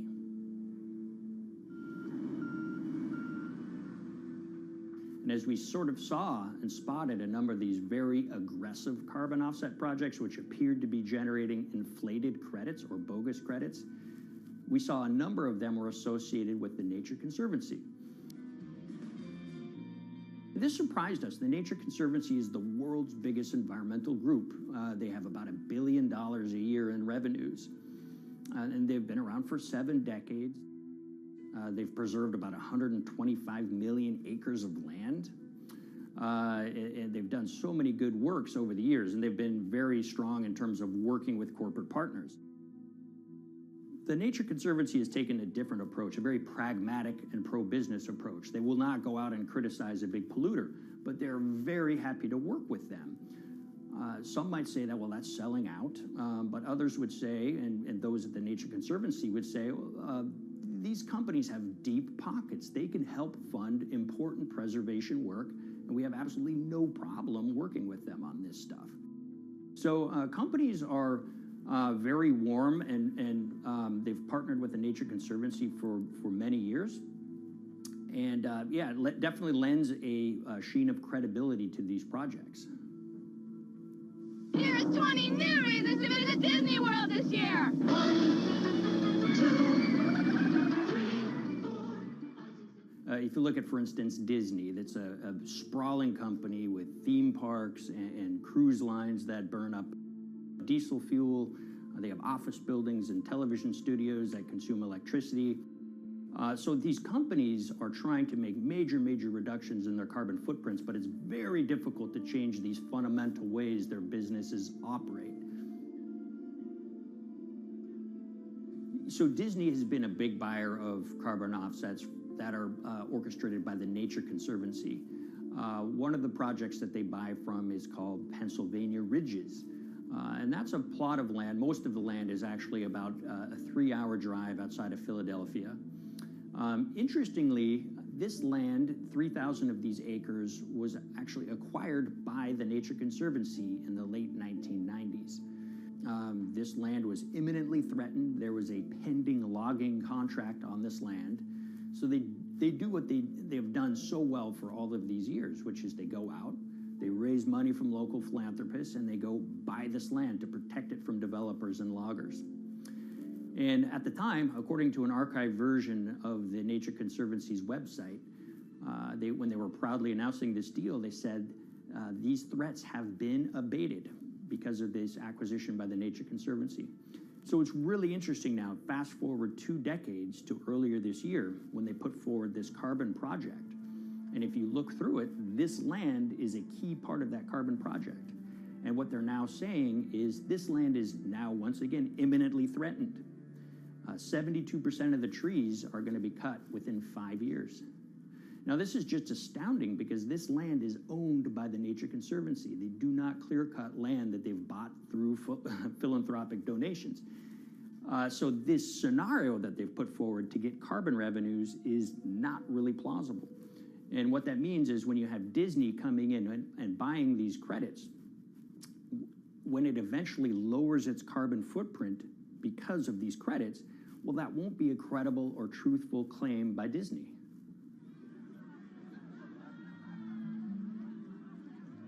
So this is an organization that truly understands the threat of the issue of climate change and is wanting to do its part to address this. However, in this situation, it just appears their drive, which they've had for decades, to increase the amount of revenues that it can use for land preservation work, Nature Conservancy and many others see that the carbon credits as a pot of money that they can tap into to further their own benevolent aims.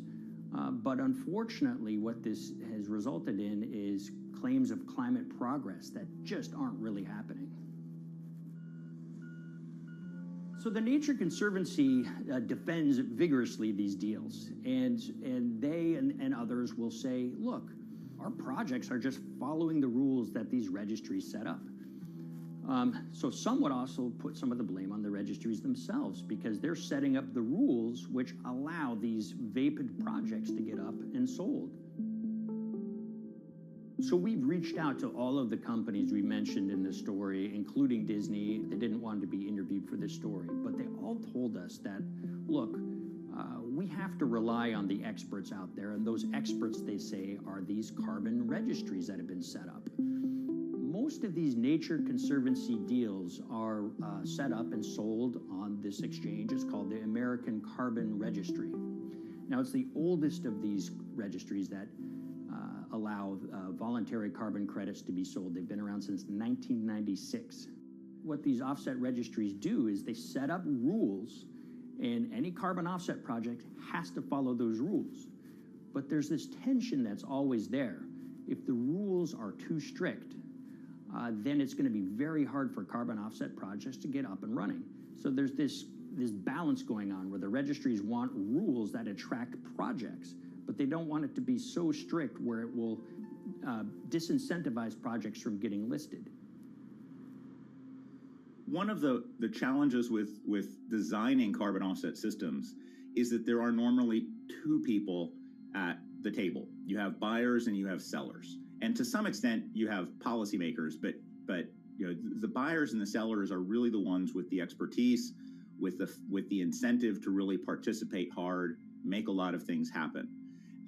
And the challenge there is that both of them sort of want the same thing, or they're both happy with the same thing. They're happy with low-cost offsets and a lot of them, because that works for their business model.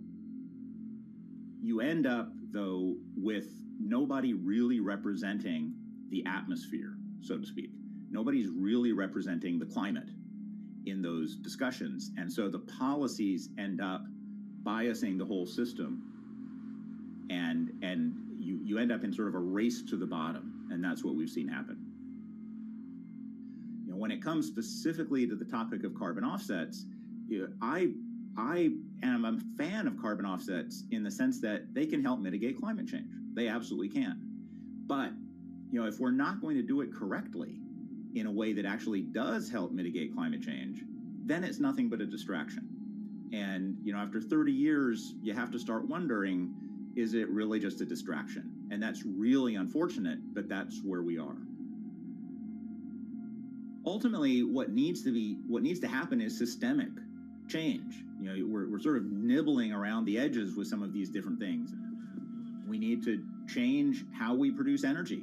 We need to change how we transport ourselves. We need to change what and how we eat. You know, we need systemic change associated with transitioning to a low carbon economy. A lot of what we're doing today is not promoting systemic change. It's sort of trying to stick your thumb in the dike to preserve the current system. And at the end of the day, that can't really work.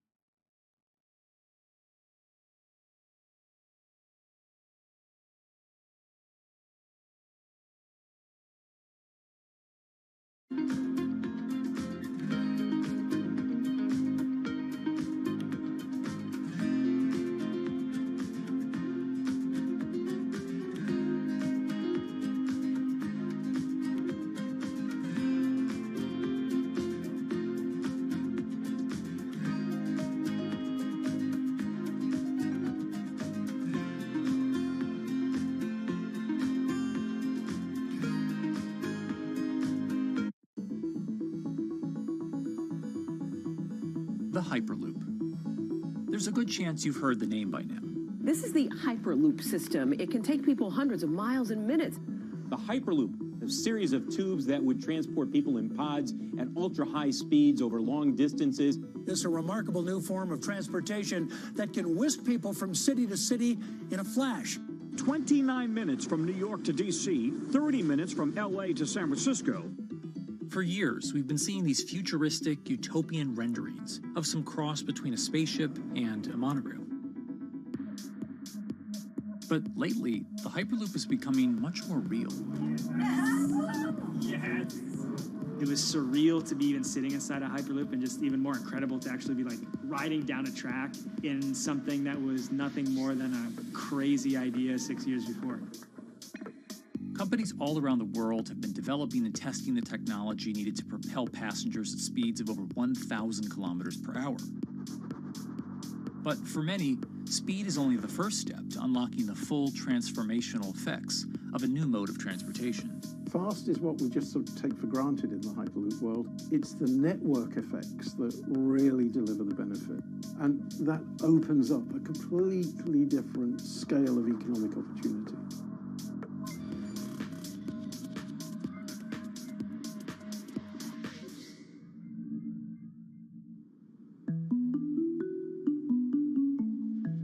We've got planes, trains, automobiles, and boats for getting around Earth. But what if there was a fifth mode? And I have a name for it, which is called the Hyperloop. The Hyperloop? Hyperloop, yeah. In 2013, while riding high on the growing success of Tesla and SpaceX, entrepreneur Elon Musk released a white paper outlining the basic framework of the technology he called Hyperloop. The basic idea goes a little something like this. A tube reduces the air pressure to a near vacuum-like environment. A Hyperloop pod is then suspended in the tube, usually by magnetic levitation. The whole pod can then be propelled forward. Because there's no traditional friction sources like air resistance or rolling friction that would push back against the pod, the Hyperloop is able to move at incredibly high speeds and do so fairly efficiently. Despite its futuristic name, however, the general concept behind Hyperloop is actually pretty old. In fact, New York City's first attempt at an underground public transit system in the 1870s was based on a similar principle. The pneumatic transit system was short-lived, however, only stretching one block and topping out at a rather leisurely 10 miles per hour. While Elon would make some 21st century improvements to this concept and bestow a very 21st century name, he wouldn't end up pursuing the technology itself, instead electing to focus his efforts on something a little bit deeper, literally digging the requisite tunnels via his boring company. It would take another billionaire industrialist who dabbles in spaceflight. No, wait, not that one. Yeah, that's the one. After Richard Branson would make a large investment in the company Hyperloop One, it would be renamed to Virgin Hyperloop. What we've always been trying to do as a company is show that this technology could work, that it could be made safe, and that ultimately it's something that's happening in the next couple of years, not the next 20 years. Josh Geigel is the co-founder and CEO of Virgin Hyperloop. In a familiar tech startup story, he's seen the project go from a garage to a large-scale testing facility outside of Las Vegas. So we started building the first kind of Hyperloop system in 2016. We've done a lot of work, about 500 tests that we've done on that over the last 5 years. And what we realized that we need to do is take that technology, show that it can be commercial, so drive the cost down, improve the efficiency, improve the performance. But the key thing is actually making it approachable and safe for individuals. In order to do that, Josh, along with Virgin's head of passenger experience, Sarah Lucian, bravely volunteered to take the inaugural ride. What her and I were realizing is we're the first two people sitting in a Hyperloop. The only type of people that have gone through this environment are in spacesuits, and there we are in just normal clothes because of the system, the safety of what we've designed. 3, 2, 1, launch. And then once we started going, you felt a bit of acceleration. We accelerated a little bit harder than we would in commercial, be like a sports car. Yes. We got to about 108 miles an hour on that test. And it's a short run, it's about 500 yards or so, and came to a stop. The test, lasting only about 20 seconds and covering only a quarter of a mile at just over 100 miles per hour, is a long way away from a true functioning Hyperloop. But as for optics, it's a crucial step for the future of funding. The number one question we got from investors or from project proponents or just people in general was like, is a Hyperloop safe? And what better way to show something is safe than by actually getting people on it? But convincing investors and governments that would likely be fronting some of the construction costs for an unproven technology is no easy task. First and foremost is the question of safety. Most people don't know how an airplane works, but yet they get on an airplane. They get on an airplane because, it's faster than driving, and most importantly, they've probably gotten off of one before, they've seen someone get off of one before. And so what we set out to do was actually show that Hyperloop could be safe with two normal people, not astronauts, not adrenaline junkies or test pilots or anything like that. Two normal people getting on a Hyperloop, and then most importantly, those two people getting off. But beyond safety concerns, constructing Hyperloops will undoubtedly require a significant capital investment to the estimated tune of around $60 million per kilometer of track. So a track from San Francisco to Los Angeles, for example, is likely to come with a price tag over $10 billion. And before large governments are willing to come in and front those costs, investors who are funding Hyperloop development must accept it as a long-term mixture of technology and infrastructure investing. Investors that are used to short returns because you're developing apps or something to that effect, those aren't the investors that really get excited about Hyperloop. What you start to see is the people that are looking at platform technologies, right? So this idea that because the smartphone existed, Uber could exist, right? So who are like the Vanderbilts of this century? And that's the part where you're going to get a lot more no's than yeses. But those people that have the ability, the fortitude to stick it out, to see the game-changing platform here, those are the people that we're looking for. And since we've done that passenger test, there has been a lot of interest that's really, this is a lot sooner than I thought.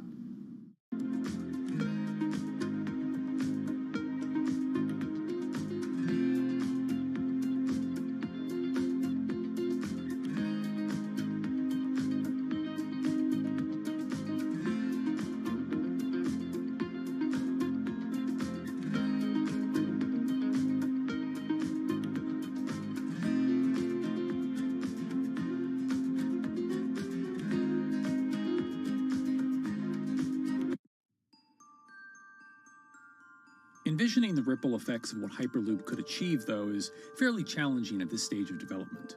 It's fast, yes, but for point-to-point travel, traditional maglev trains can move pretty fast as well. And outside of China, South Korea, and Japan, even those haven't seen much adoption elsewhere due to the high costs and questionable profitability. The Shanghai line in China, for example, loses around $100 million every year. Hyperloop companies, however, believe they can offer something different than traditional railway lines. My name's Alan James, and as far as I know, I'm the only guy on the planet who's written a government-level business case for 300 kmh conventional high-speed rail, 500 kmh maglev, and 1,000 kmh Hyperloop. It's fundamentally about moving people from where they are to where they want to go, when they want to make those journeys, and doing it in much smaller numbers. So pod designs for Hyperloop range from 12 to 28 seats, typically. Why are they small? It's because small enables the network to operate flexibly. And a great example of that is the east-west strategic route across the north of England, from Liverpool to Manchester to Leeds. So to get from Liverpool via Manchester to Leeds by train is just short of 2 hours today. It'll probably take you 2 hours driving as well in average traffic conditions. Net result is those three city regions remain three separate entities: Liverpool, Manchester, Leeds. There's very little commuting traffic between those urban areas. Hyperloop absolutely changes that from the ground up. Liverpool to Manchester is a 5 or 6 minute journey. Manchester to Leeds is also a 5 or 6 minute journey. What that effectively does is create a single supercity economy. In this vision, the Hyperloop acts a little more like a highway, where pods have fixed destinations and don't need to stop along the way. Meaning you can travel on a Hyperloop network from, say, Liverpool to Leeds, while the pod behind you travels from Liverpool to Manchester. And if that metro Hyperloop network is connected to other networks from the same location, you could travel from Liverpool to Paris or Liverpool to Amsterdam, all without making a single stop. For passengers, for business, for leisure, that is utterly transformational. For high-value freight and logistics, it's equally transformational. But critically, if you do a Hyperloop network at scale, you begin to deliver massively significant carbon savings too. A multi-regional Hyperloop network could become a replacement for both short-haul passenger and cargo flights and traditional ground transportation, both of which are significant carbon producers.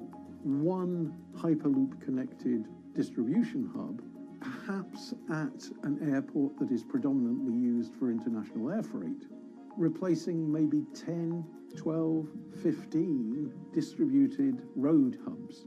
It takes a lot of polluting and inefficient truck haulage off the roads. That itself means roads gain extra capacity. Hyperloops will still need to use electricity to both move pods and maintain the near-vacuum environment in the tube. Proponents of the technology believe that this can be done by using renewable sources, including a combination of solar panels and battery technology that could be used along the Hyperloop itself.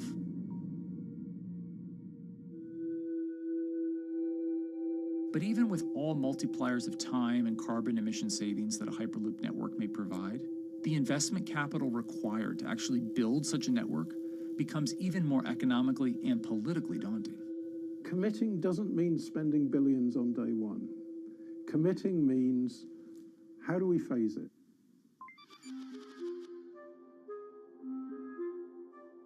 One company in the Netherlands is working to develop that technology, and perhaps more importantly, the international coalition needed to make the Hyperloop network a reality.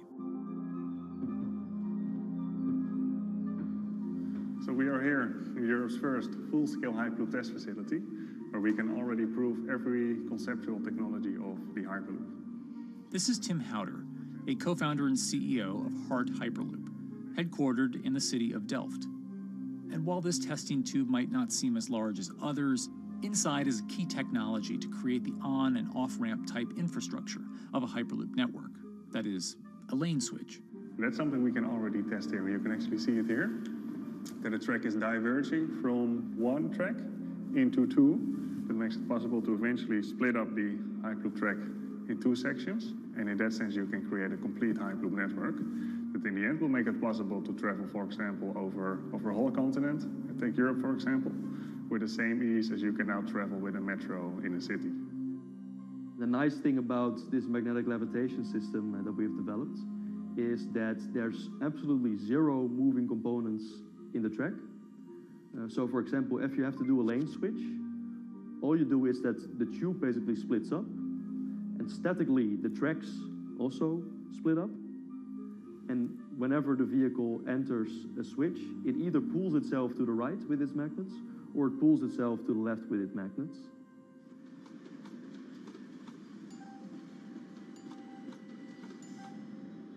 Lane switching on traditional rail requires the physical movement of the rail.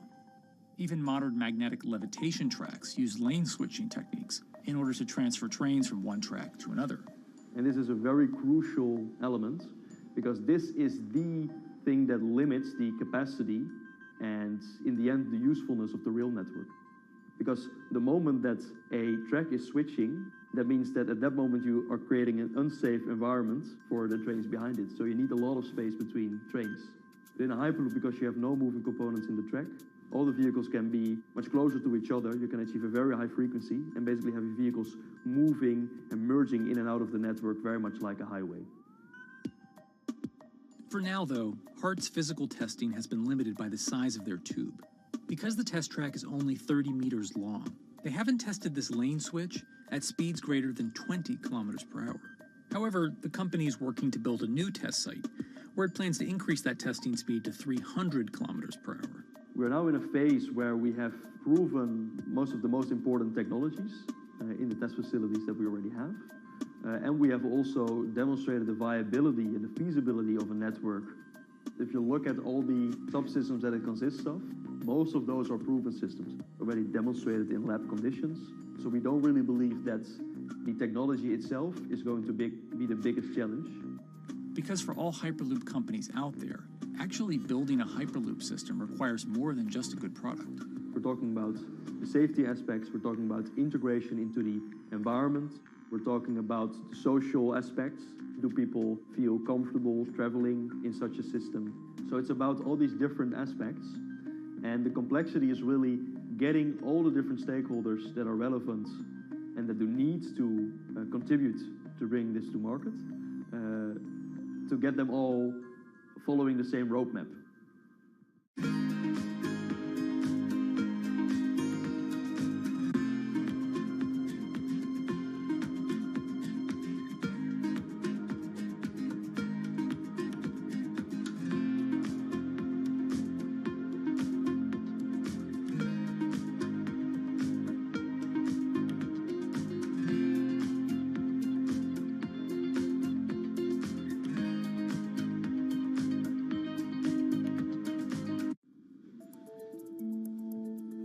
In order to help build this coalition of private and public interest in Hyperloop development, HART in 2018 partnered with other Hyperloop companies from Europe and Canada.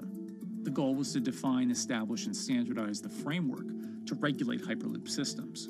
Right now we are working with all the Hyperloop developers together in setting up the first, let's say, structure for starting the standards drafting. One of the most important goals for HART is interoperability, which is essentially making sure that different systems can communicate with each other. Interoperability is so important because what we want to achieve is actually have this seamless travel experience. So you don't want to end up, for example, going from Madrid to Paris and then switching because you need to use a different technology to get, for example, to Amsterdam. The idea being that as companies around Europe create the first commercial Hyperloop tracks between individual cities, one day those can all be connected to a larger network. Everyone that believes that Hyperloop is a future transport system also realizes that there is a need to have this network because that's where Hyperloop thrives. Hyperloop is such a huge project. It's definitely not something that you can do on your own or as a single company. So you need to do it with a lot of other companies. You need to have the governments. I think in that sense, the biggest challenge that we've encountered is to really get all the required parties together to take the steps in development and commercial implementation. HART's next plan is to build the European Hyperloop Center, an open testing facility which will include a 2.6-kilometer test track. And the company hopes to test travel speeds there at up to 700 kilometers per hour. Virgin Hyperloop is also racing to construct the first commercial Hyperloop route, with projects in various states of development in India, Saudi Arabia, and the United States. Recently, the company announced plans to build a Hyperloop certification center in West Virginia, which will include a 6-mile-long test track. Proving the technology here will be crucial if Hyperloop networks can find a home among infrastructure investments that the Biden administration hopes to make. The idea that there's multiple Hyperloop companies, I think, is a redeeming aspect in the business. People really want to see something happen, so having multiple people move forward is good for that. I was struck when Josh and Sarah rode the pod. 2 or 3 of the major outlets used the phrase, "We now have a new mode of transport." And although all of that technology had existed before those 2 human beings rode it, it was the moment at which those 2 human beings traveled that short distance down the tube that in popular imagination, Hyperloop became a mode of transport. The metaphor I use with my team is that, the Wright brothers were first, but none of us fly on Wright Brothers Airlines anymore. If you don't continue to innovate, you're not going to be around, and so we'll continue to be at the forefront of building Hyperloop. Back in 2013, Elon had an idea.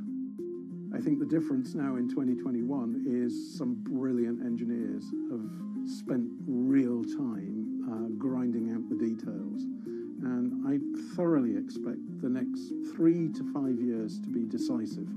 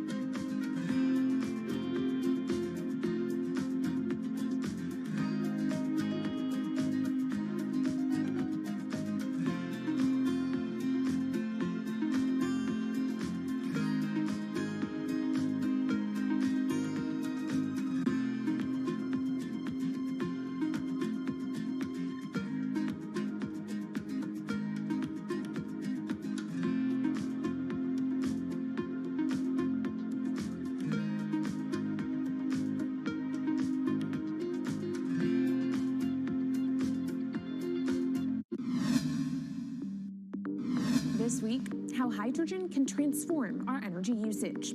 We'll look at why the universe's most abundant element could be a game changer in the climate revolution. Hydrogen technologies are not new. They are used in other sectors. We use them in space, on our rockets, and we don't need the laws of physics to change to be able to use hydrogen on our planes. From iron ore to green hydrogen, one of Australia's richest men tells us about his pivot to sustainable energy. Let's take action. It's practical, it's implementable. Let's do it now. Plus, the hydrogen revolution. We'll speak with the CEO of Italian utilities firm Snam about his new book and how green hydrogen could be competitive within 5 years. Costs are coming down and people are waking up to the fact that it's the only way to decarbonize certain sectors. From Bloomberg's global headquarters in New York, I'm Kaylee Lines, and this is Bloomberg Green.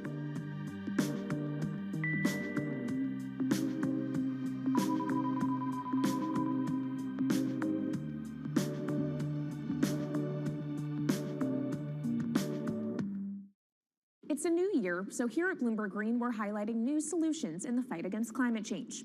And one of those is as old as the universe itself, hydrogen. It's the simplest element around, but could well be a game changer when it comes to turning around our dependence on fossil fuels. Today, hydrogen is used in the chemicals industry to produce petroleum products. It's also starting to be used in steel production, an industry under a lot of pressure to decarbonize. But it has far more uses as well, from powering cars to heating our homes. And Bloomberg New Energy Finance sees a seismic shift in the sector in the next 10 years as green hydrogen squeezes out dirtier alternatives. So-called gray hydrogen dominates today. But as renewable electricity gets cheaper and more accessible, so will green hydrogen. In this week's edition of Bloomberg Green, we'll explore what this push into hydrogen means for tackling climate change. We'll hear from Australian billionaire Twiggy Forrest about his pivot from iron ore to hydrogen, and we'll also speak with the CEO of Italian utility company Snam about his book, The Hydrogen Revolution. But first, what are we using hydrogen for? And why does it actually matter? Christine Lee Edwards explains. Hydrogen, the most plentiful element in the universe. On Earth, we find it mostly bonded to oxygen in the form of water, or in other gases known as hydrocarbons. Hydrogen gas, H2, burns hot and clean, making it an attractive tool in the race to net zero. But isolating hydrogen from other elements is no easy task.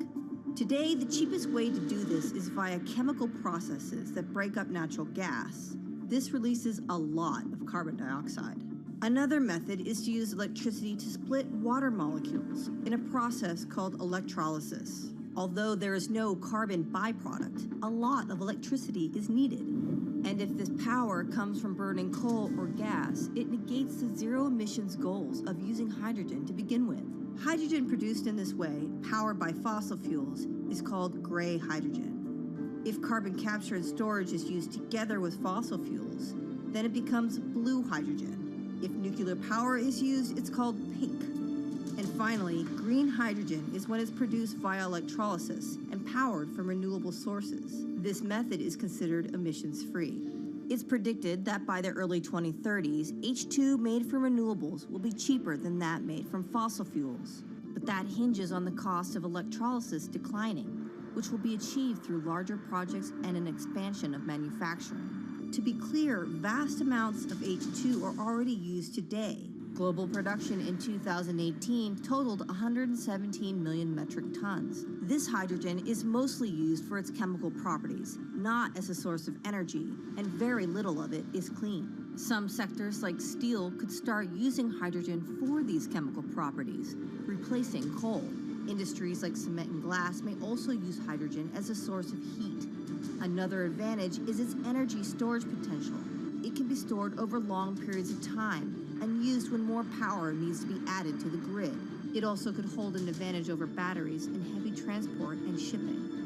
The promise of hydrogen for energy has been around since at least 1874, when Jules Verne wrote about it in his book, The Mysterious Island. But the future of hydrogen will depend on policy. Countries with net zero targets, carbon pricing, and hydrogen strategies with investment mechanisms are likely to see the highest H2 demand.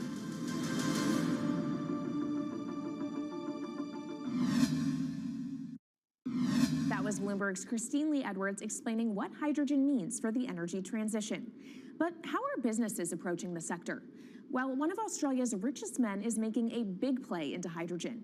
Andrew Forrest, better known as Twiggy, made his fortune from iron ore, being the chairman, former CEO, and major shareholder in Fortescue Metals, one of the world's biggest miners. But after having made over $10 billion in profit from the metal in the last fiscal year, Twiggy wants to transform Fortescue into a clean energy company. He's been scouring the planet in search of investment opportunities in hydrogen and renewables. The firm plans to allocate up to 10% of its annual profits for green energy investments and is exploring projects across the globe, from Indonesia to Argentina. Francine Lacqua caught up with Twiggy Forrest.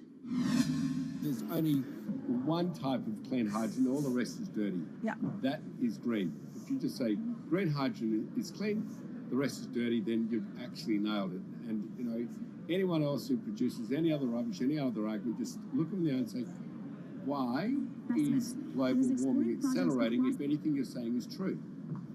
And then you'll know, actually, it's greenwashing.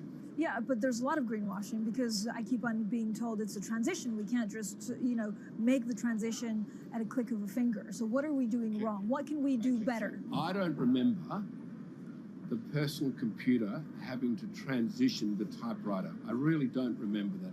I don't remember the smartphone having to transition the pocket calculator and the old landline. You know, its transition line is complete rubbish. The lie got put to it 2 days ago when JCB, a really loved British company, every right for the country to be part of JCB, and Fortescue, holding a bit of a similar reputation, fantastic track record, everyone's been super well from Fortescue, huge balance sheet, super strong. When those two companies got together and agreed a $7 to $9 billion agreement per annum, right, then that's a real wake-up call to say, hang on, green hydrogen is obviously commercial now. You know, every other form of fossil fuel hydrogen, you know, it can compete with it on price, it can probably lose on price, but what we know, it is cooking the planet. And only green hydrogen zero methane, zero carbon in the supply chain. Don't worry about the molecules in the supply chain. But at the moment, we're not even phasing out coal, if you look at the G20 communique. So we have a long way to go to talk about only using green hydrogen. Yeah, so look, I have a call, which I'd like to make now, that the world should not fund any more coal-fired power stations, coal mining projects, ever. We should wind them down as quickly as possible because they are cooking the planet just like grey and blue hydrogen is cooking the planet. Yeah. You know, hydrogen, which is not made from renewable electricity, is releasing 10 to 16 times more carbon, let alone the methane, which is worse, than it is hydrogen. So we've just got to stop doing things which are self-harming under the guise of greenwashing. So why are leaders so slow? Even if you look at the appetite for ESG investments, they're growing exponentially, so are emissions. So where are we allocating capital? Okay, so take the recent G20. There's probably a reason why there wasn't strong action coming out of the G20 because people were not aware that major transactions between large companies were taking place now on green hydrogen, that actually this pollution-free all the way through the supply chain fuel is now being transacted at multi-billion-dollar scale.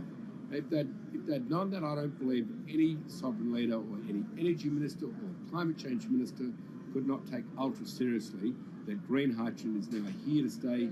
It's broken through. History has been made. It will never go back. Okay, what is the one thing that you would tell leaders today and business leaders? How do we transition faster than what we are now because we're at real risk of missing our targets? Oh, so that's really simple.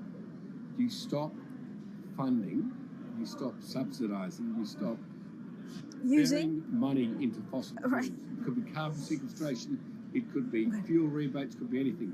Hundreds of billions of dollars getting ashed while we ash the planet on fossil fuel subsidies. Because we haven't had that renewable electricity, we haven't had that green hydrogen, we've kind of been pushed down. It's all sorts of excuses. Oh, it'll never be commercial, it'll never be supplied in the quantities we need it, you know, blah, blah, blah. Now we know, let's take action. It's practical, it's implementable, let's do it now. Okay, if we do it now, is there going to be a shock to the energy system? Is there going to be a shock actually to economically? And is it worth, you know, not talking about transition, just going from A to B? Yeah, it's a fantastic question. A to B is the solution. Let fossil fuels do what fossil fuels do.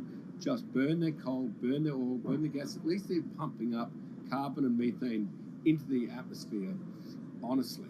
Well, not that honest because they don't measure methane, which is 90 times worse than carbon. But at least the carbon is being done honestly. Encourage the green hydrogen sector to come in really fast. Okay, it's there. There's renewable power all over the world. We now know how to make electrolyzers much cheaper, like 25% of the original cost. We know how to do that now. We don't have an excuse to get into it. Does it need to be cheaper than oil and fossil fuel for it to be viable worldwide? Well, right now it is. Okay, so let's just swallow that bit of financial data. Right now it is cheaper, and it's getting more cheap. It's the only fuel you know of which is declining in value. You don't have enough of it, right, to power the world? Yes. That's only because we haven't had policies to support it. If we had policies to support it 5-10 years ago, it would be everywhere. You'd see the global warming budget start to come down. Now, we've got 5 or 10 years to make a huge difference. I need policy leaders all over the world to appreciate now, okay, big business is transacting with green hydrogen in multi-billion-dollar agreements. We now know it's here and it's here to stay. Let's spread it everywhere. Coming up on the program, the hydrogen revolution. We'll speak with the CEO of Italian utility firm Snam about his new book and why he thinks green hydrogen will be competitive in just 5 years. Plus, how are airlines working to become more sustainable? We'll look at how Airbus plans to step up in the climate fight. This is Bloomberg Green.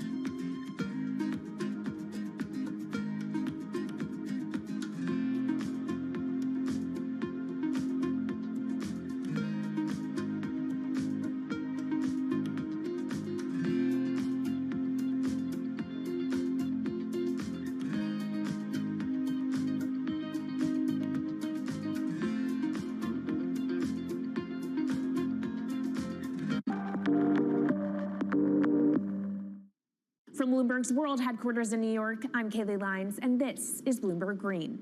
What will the world look like in 2050? Will global temperatures have stabilized, electric vehicles be abundant, and solar and wind power homes around the world?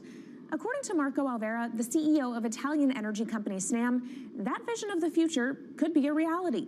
And he says that hydrogen will pave its way.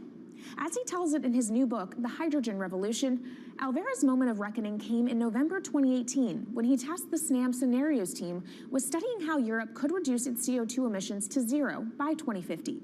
Looking through the results of the study, Alvera said he was struck by how much hydrogen was in Europe's energy mix by that year.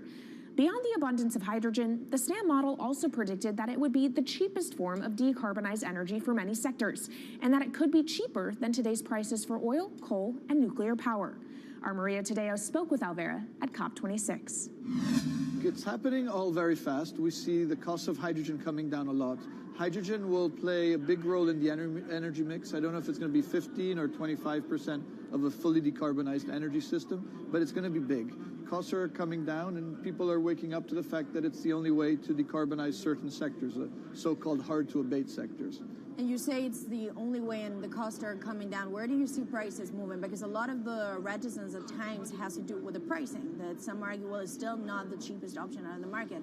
So when I was first working in hydrogen in 2004, it was costing $1,000 per megawatt hour. 2010, $600. Today, $100, and we see it going down to $50 in 5 years' time, and to going down to $25 per megawatt hour in the next 10 years or so, which is a quarter of where it is today. That's really because renewable energy, and we're talking green hydrogen here, renewable energy costs are falling, but the cost of making the electrolyzer, which is the kit that you use to convert solar or wind energy and water into hydrogen, the cost of this kit is falling a lot because it doesn't really exist on an industrial scale. So as we build up capacity, we industrialize it, we standardize it, and we squeeze costs out. That's really the cost trajectory. And for that, of course, you need demand, however, for governments and also institutions to kind of buy into this idea that it is the future and we want to invest and create the infrastructure. What are they telling you? When you speak to governments, when you speak to officials, are they keen on this? They're very keen. So the Department of Energy shares our view in the States of getting to below $1 a kilo, which is $25 a megawatt hour. The European Union has a hydrogen strategy, which is very clear, and several member states have the same. Chile wants to export a lot of hydrogen. China's big on hydrogen. Australia is very big on hydrogen. Japan is blending already hydrogen. So I would say the world is now really focused on this because it's the only way to store energy for a long period of time economically is to convert it into either a liquid or a gas.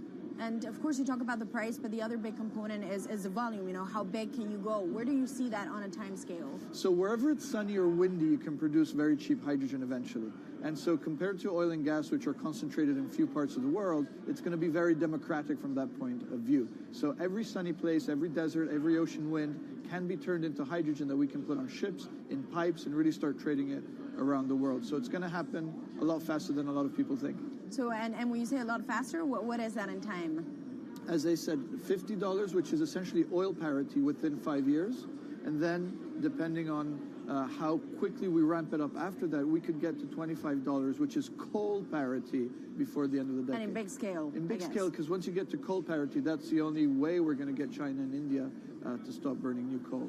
We have businesses in China and in India, and I see a lot of hydrogen development, a lot of renewable development in both countries. The India announcement was incredibly strong on 2030. Some people were upset about the 2017 net zero deadline, but when it comes to 30, he announced a big commitment to get to 50% renewables. Were you surprised by it? I was surprised that they would make it so explicit, and even the net zero is a big thing for them. And so I think it will happen faster than 2070 because of the falling cost of renewable and hydrogen. India's burning 80 gigawatt of oil, of diesel, to keep the lights on. So there's an immediate opportunity there, and we're very interested in working in that country. And with regards to China, perhaps the fact that we haven't really seen them active, I guess the diplomats are working on this, but we haven't really seen the leadership.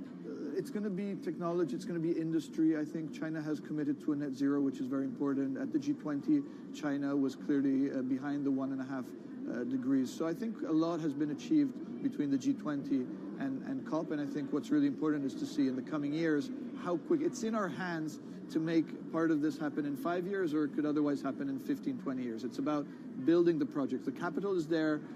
We We saw how many trillions of dollars are already committed. What's missing is really the projects, and that's where companies like us step in.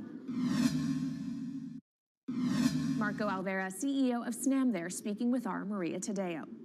Let's turn now to the aviation industry. It's a big contributor to global greenhouse gas emissions, and it's under pressure to change that. In October, the International Air Transport Association, a trade body representing airlines, approved a target of achieving net zero emissions by 2050. To achieve that, many airlines in the US and Europe are looking to buy sustainable aviation fuel made from renewable sources like used vegetable oil. Initiatives like these are pushing plane makers to come up with some radical new aircraft that will eventually cater to our growing appetite for travel without hurting the environment. We took a look at how Airbus, the world's #2 aircraft manufacturer, is stepping up to the challenge. How long until we can fly emission-free? Airbus says it's more confident by the day it can be done by its 2035 target. Airbus's CEO spoke about its ambitions for hydrogen-powered planes at the company's summit in France. The physics works. Hydrogen technologies are not new. They are used in other sectors. We use them in space on our rockets, and we don't need the laws of physics to change to be able to use hydrogen on our planes. So every day we become more confident, but we think we need to have a plane, we need to have the right fuels, the hydrogen available in the right quantity at the right place at the right time, and we need the regulations to be ready. So we really need the work and the collaboration of many people around the globe to make it happen on time. But it could be a long wait until green passenger jets go mainstream.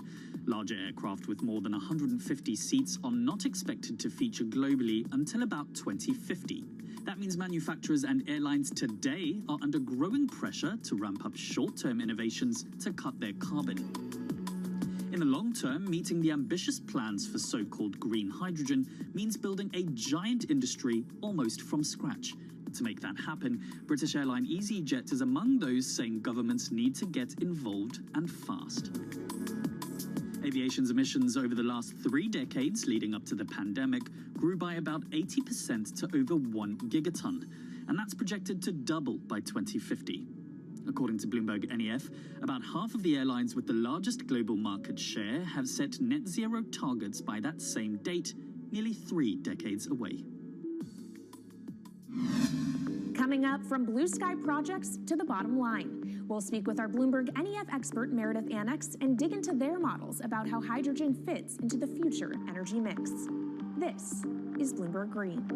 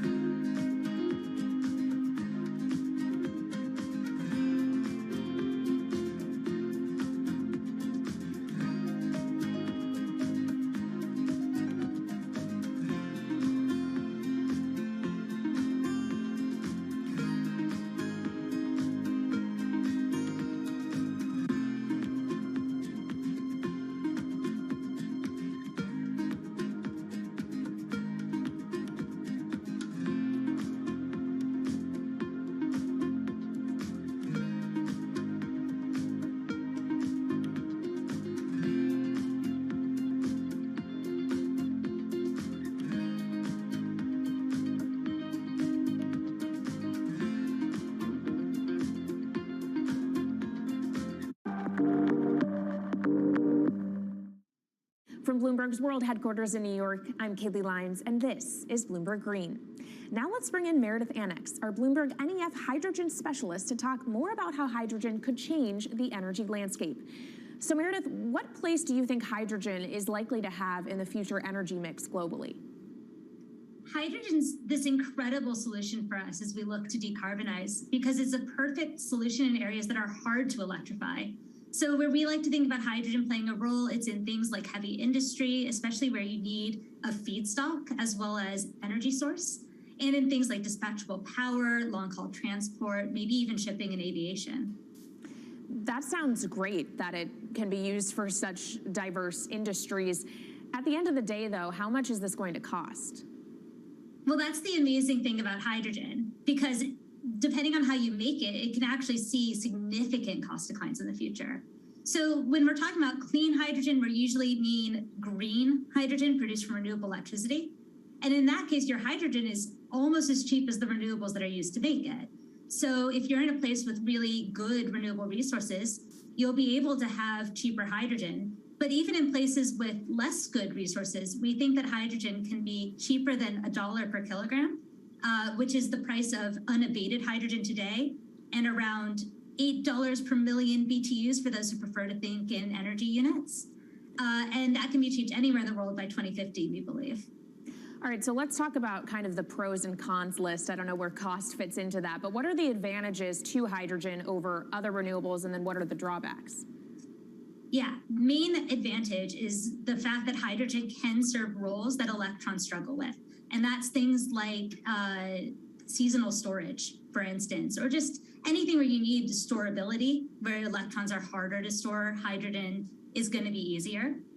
That also leads to a downside, though, because hydrogen is less energy dense than the usual things that we use for storable energy today, like coal or oil or natural gas. So you will need more volume of storage to handle the same amount of energy. Let's talk about the viability as well and how it may differ in different geographies. What is your view on that? Yeah, so for green hydrogen, again, from renewable electricity, really places with the best renewable resources, things like Latin America or the Middle East, even Southern Europe, have really, really good potential for producing hydrogen. And then when you're looking at blue hydrogen, which is produced from natural gas or coal with carbon capture and storage, we do see that becoming more expensive than green hydrogen in the future, especially as renewable electricity costs come down. But that can be a viable option in places like the US Gulf Coast or Russia, where you've got good geological storage for the carbon, as well as ample natural gas that's quite cheap. All right, great breakdown. Thank you so much to our Meredith Annex, our Bloomberg NEF hydrogen specialist. And of course, you can get more from the Bloomberg NEF team on the terminal and online. And they've recently done a podcast called Hydrogen 101 as part of its Switched On series. So from iron ore titans pivoting to cleaner energy to talk of a hydrogen revolution, that's it from this week's edition of Bloomberg Green. We'll be back next week with a deep dive into the state of electric vehicles. And you can keep the conversation going by following us on YouTube, Instagram, and Twitter @Climate. I'm Kaylee Lyons from Bloomberg's World Headquarters in New York, and this is Bloomberg Green.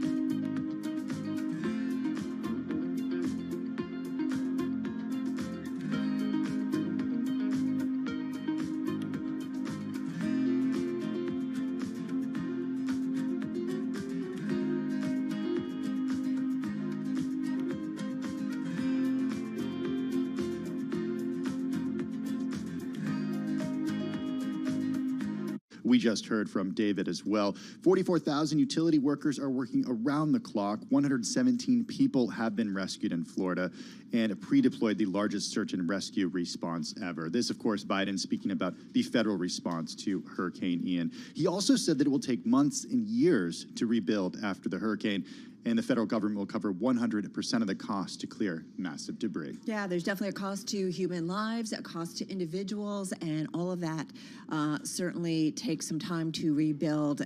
Big economic costs, and something that we're watching as that storm has not finished its way through the United States. And a very good afternoon, folks.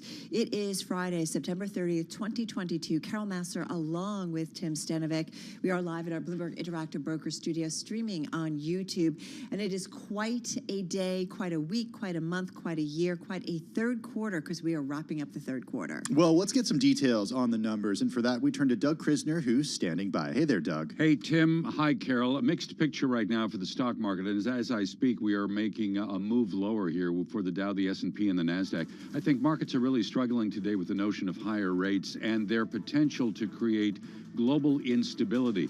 The Fed's favorite inflation metric picked up a little bit of steam in the month of August. The personal consumption expenditures price index was up about 0.3% from July. That topped estimates. Even with that reading, we see a move lower in Treasury yields across the board. A 10-year now that is down nearly 4 basis points to 3.74%, and a 2-year that's off a little more than 3 basis points now at 4.16%. We have the Dow down about, let's call it 0.9%. In the broader market, the S&P weaker by 0.5%. Utilities, along with consumer staples and information tech, leading the S&P lower. And in the NASDAQ market, the composite index is down just about 3.2% right now. Shares in Carnival Corp being very hard hit today. The stock is off by more than 10%, trading at its lowest point since 1992. The world's largest cruise operator reporting disappointing occupancy for the third quarter. That ended on August 31st. Stronger dollar today with the Bloomberg Dollar Spot Index up 0.1%. That's your Bay State Bloomberg Business Flash. All right, Doug Krisner, thank you so much. Doug Krisner, of course, covering it for us all there in terms of the trade. We are coming up, by the way, we are going to talk about the economy. And if you think our planet can support unlimited growth, think again. We're going to hear from the president of GM. We're going to talk about Nike getting slammed today, Tim. Yeah, we got a lot coming up. We're also going to talk cruises a little bit. I'm certainly that's on my radar, Carol, and what a barometer that is. And then we're going all in on crypto, too, because tonight we got a big premiere of Crypto IRL, the new quick take show that we've been working on for quite some time. Tim is a busy dude. I'm just going to tell you that. All right, let's get to it, and let's get to the Market Drivers Report. Let's set the Business Week agenda on TGIF. Whew. I am so glad it's Friday. We all are. Let's get to it with Abigail Doolittle. She is in our Interactive Broker Studio. She's markets reporter at Bloomberg News. And then on the phone in New Jersey, Andrew Husby, U.S. economist at Bloomberg Economics. But I feel like it's your day, and I want to start with you because we're wrapping up a third quarter, and it's been every day is like an interesting trade. Yeah, it really is interesting, Carol. Every day is almost like a year, it feels like sometimes, and yet it goes by so quickly. So relative to the day, today is actually not so much happening. Small mixed moves to the downside at this point, but down 0.5% on the S&P 500. The bigger deal on the month, the S&P 500 is down about 8%, the worst month since June. The NASDAQ 100 is down 9.5%, with the worst month since April. And of course, both of these indexes down 3 to 4% on the quarter. And we are looking at 3 down quarters in a row. This, of course, is the Bloomberg Dollar Index just continues its relentless climb, yields climbing higher, that repricing of risk. Hey, Andrew Husby, come on in here because Can I just say those numbers are like painful? Yes. Go ahead. But these things happen. I know. Markets are cyclical. I get it. I know there's a lot of people out there with agita, and I'm not necessarily saying like I have no idea what's going to happen. But, you know, if we look back on economic cycles, like this stuff happens. And, you know, but right is it now, different this time around? Like this cycle is like no other. No offense, certainly not in my lifetime. Okay, well, let's go to Andrew Husby because he's definitely got some inflation data that I want to get to and some economic data, of course. A lot of the market reaction we see is a result of what investors think the Fed is going to do. What do you guys over at Bloomberg Economics think about what the data we got today tell us about the path of rate hikes moving forward? Yeah, so thanks to Tim. Unfortunately, the data we got today kind of tell us that sort of any hopes for a Fed pivoting imminently kind of were dashed effectively because we saw a much firmer reading out of core PCE prices. That's a key measure for the Fed. Those rose at a 7% rate if you look at the 1 month versus the month prior. So that's really not anything the Fed wants to see right now. So we really think that the Fed is going to keep marching rates higher. Our terminal rate target is about 5%. That's about a half percentage point higher than markets are thinking. And if Fed's headed there with global growth slowing, with the U.S. economy itself showing signs of slowing, it's certainly a negative for a lot of risk sentiment in financial markets. Andrew, it's the Fed calling in. You owe $1 in the Fed swear jar What for did he saying say? pivot. Oh. I thought you were going to say you said transitory. I'm like, I didn't hear that. Oh, no, I that didn't was know, so yesterday. I didn't know that was a bad word. But it's interesting because I started to think, with Charlie Evans this week, that maybe the Fed, making some comments about maybe getting the end of March. But I do feel like some of, Andrew, and let me just go back to you, some of the commentary that we got today from Brainerd, and I can't remember who else, but just maybe indicating that they're watching the financial market conditions, that it's not just about reining in inflation. Yes, very important, but they are watching some other things too. They don't necessarily want to cause excessive pain, especially when it comes to recession, if they don't have to. Sure. No, I think they are. I think the problem, though, from the Fed's perspective is inflation is running too hot. We all know that. But the problem is if they do pause and then say nothing really cracks in the global economy, things turn higher, financial conditions have loosened because they've signaled a pivot, then suddenly you've got a bigger inflation problem down the road. So that's why I think, while they're certainly, looking around internally and saying, okay, what risks do we need to keep track of? Certainly, when you look at the data, it's really not going to let them do that just yet. Again, because of that risk management sort of approach toward inflation right now. I'm going to bring in Abigail Doolittle because I know that she's thinking a lot about the technicals here, and she knows what I always ask her when it comes to the technicals. I ask to look into your crystal ball and tell us what happens. And I don't necessarily think there's going to be some sort of reset when it comes to a fresh quarter starting next week, but we haven't seen 3 quarters like this happen in a really long time. And I'm wondering, we hear from a lot of bulls who say, well, a year from now, things could be a lot higher. Well, and actually, Binky Chadra, he's saying that within a couple of months, we could be looking at S&P 500, 4,700. Now, I'm not exactly sure what the math on that is, but I think it's like a 25% rally. I could win the lottery and been living in the Caribbean. It seems pretty aggressive. Now, that said, from a technical perspective, you could make the case that perhaps there is going to be some kind of a reflex bounce, but the bigger trend is to the downside. And, when we tie in the Fed and rates, because that is really the driver, something that really stands out to me is on the dot plot, the median number for the end of the year is 437, whereas WIRP is pricing in 421. That's 15, 16, 17 basis points of difference between the Fed and the market, and the Fed is saying that they're serious. So, that could cause a continued repricing of risk. So that's an answer. I think what you're asking is, have we seen the low? I will continue to say no. We may see a nice bear market rally. I don't think it's going to be 1 to 4,700, but ultimately right now the trend is down, and it's because we're doing this tightening of liquidity as the economy slows. It's really what the year's been about, right? Exactly. We get some sell-off, and then we get some buying, and we just kind of bounce around. It's the only thing I feel like is a guarantee. And it's more sell the rips as opposed to buy the dips. Is there something interesting in the VIX? I know I always kind of put the caveat, like, I don't know whether this is an important index because I just feel like, I don't know, it goes up and down just like the market. Well, that's a great question, Carol, and a great caveat that you're saying, especially this year. So the VIX can be very important. Right now it's at 31, and everybody's been talking about the disconnect between the VIX and the S&P 500 this year, because there's times when the S&P 500 is plunging and the VIX is barely doing anything.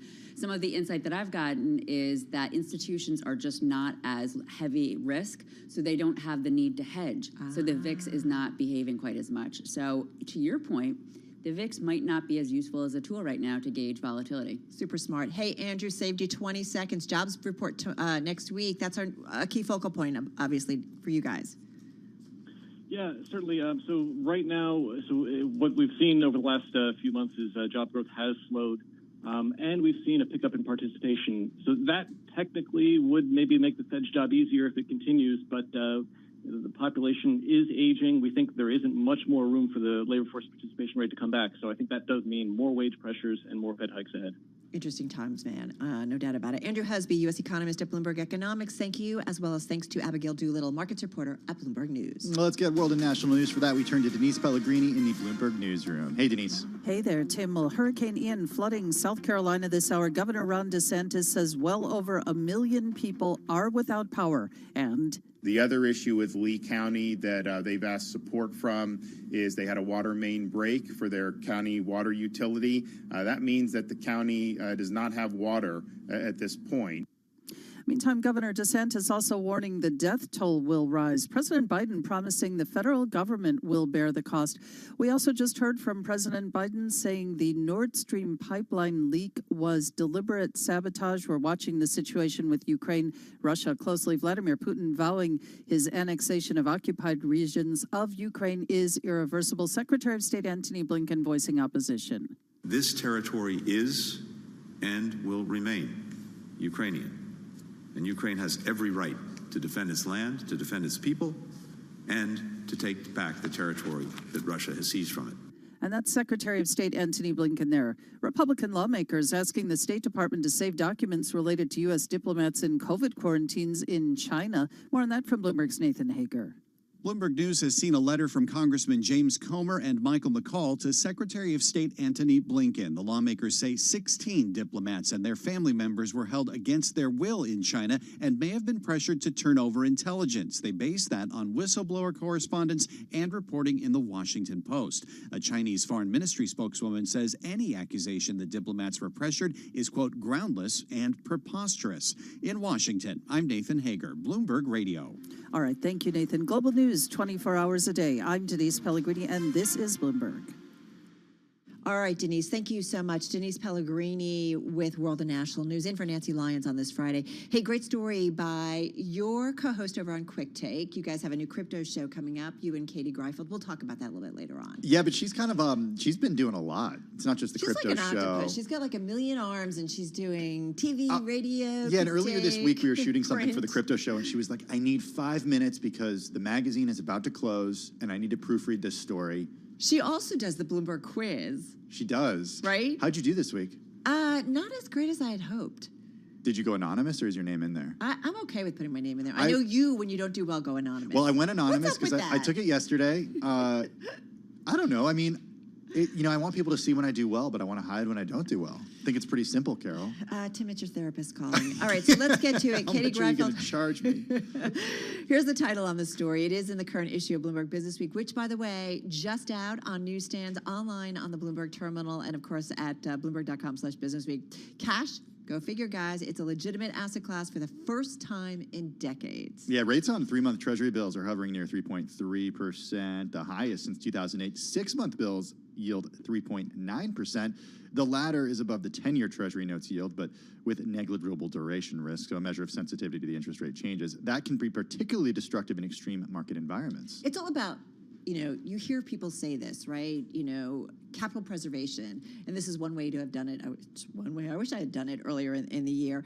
But anyway, we've seen about a $32 billion flood this year into exchange-traded funds that hold debt maturing in 1 year or sooner. So really short term, a breath away from the record $34 billion haul back in 2018. That was the last time the Fed was tightening. This is according to Bloomberg intelligence data. Roughly $4.6 trillion is sitting in U.S. money market funds. Hey, folks, that's near the record high of $4.8 trillion in 2020. So that's pretty significant. So what happens when cash comes at the expense of other assets? Well, look at the stock market. The S&P 500 down more than 20% from January's peak and dropped more this week. Yeah, interesting stuff. All right, folks, we're going to talk more about the markets, more about the day in just a moment on Bloomberg.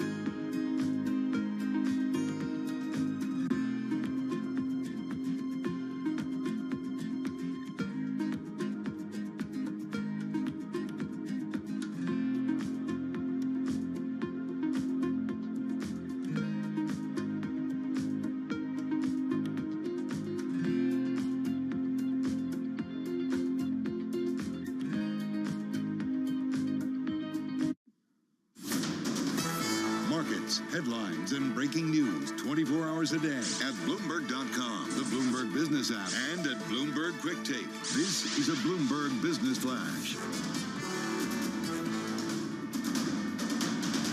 We're at 17 past the hour right now. Before we get you caught up on market action from the Bloomberg terminal, this hot headline: Hurricane Ian has now struck North Carolina, making its second U.S. landfall.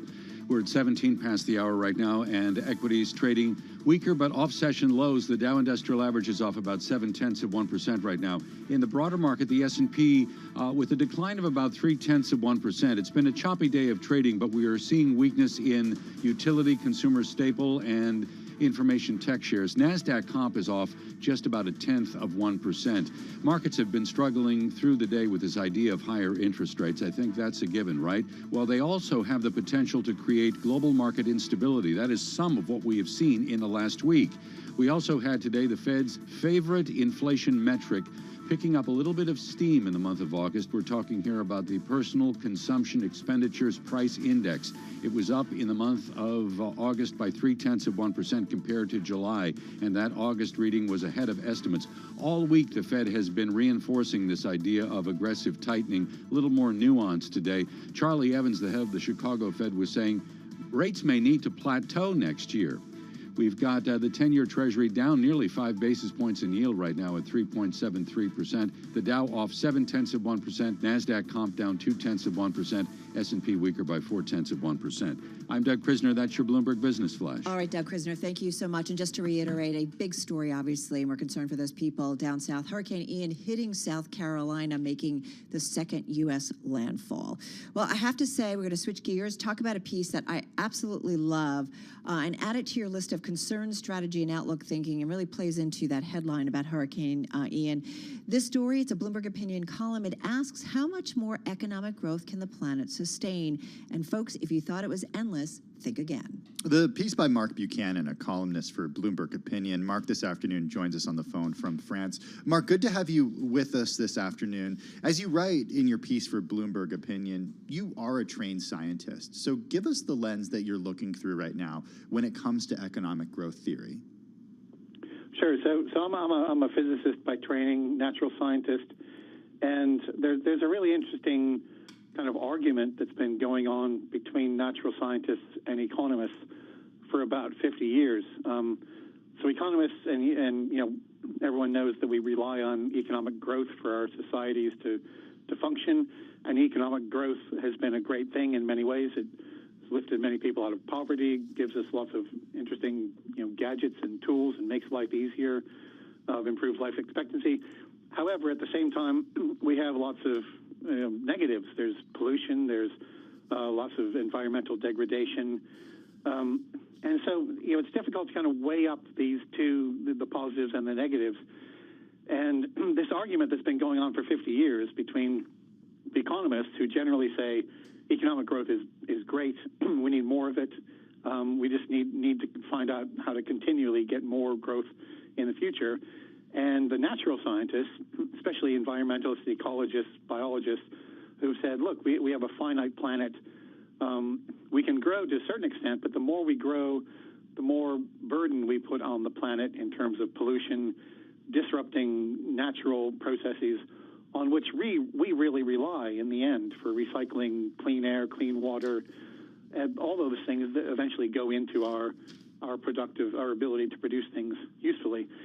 So this argument has been going on for a long time, and I've taken part in this as a natural scientist, and I tend to take the anti-economist point of view. But I was at a really interesting conference recently, and I heard the best ever explanation from a distinguished economist about why the economists have been so convinced that economic growth is this wonderful, great thing. And he said basically it's historical fact, or historical quirk, if you will. So the theories of growth in economics were developed in the post-World War II era, 1950s, 1960s, when back then, pollution wasn't too great. The scope of human activities were smaller, and it did seem to economists at the time that it was always possible for humans to innovate their way out of any particular problem. If one beach became cluttered or polluted, you could move to a new beach. You could move to a new set of fields to grow your crops if some became, degraded. So it was always possible to innovate in a way that would let you continue to grow.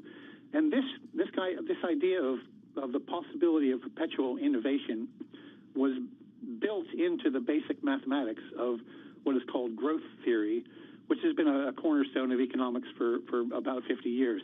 So this lecture by a distinguished economist, Partha Dasgupta from Cambridge University in the UK, he was pointing out that it's true that the economists actually made some assumptions in those early theories which have gone on to inflict serious kind of intellectual damage on all of us in the current era.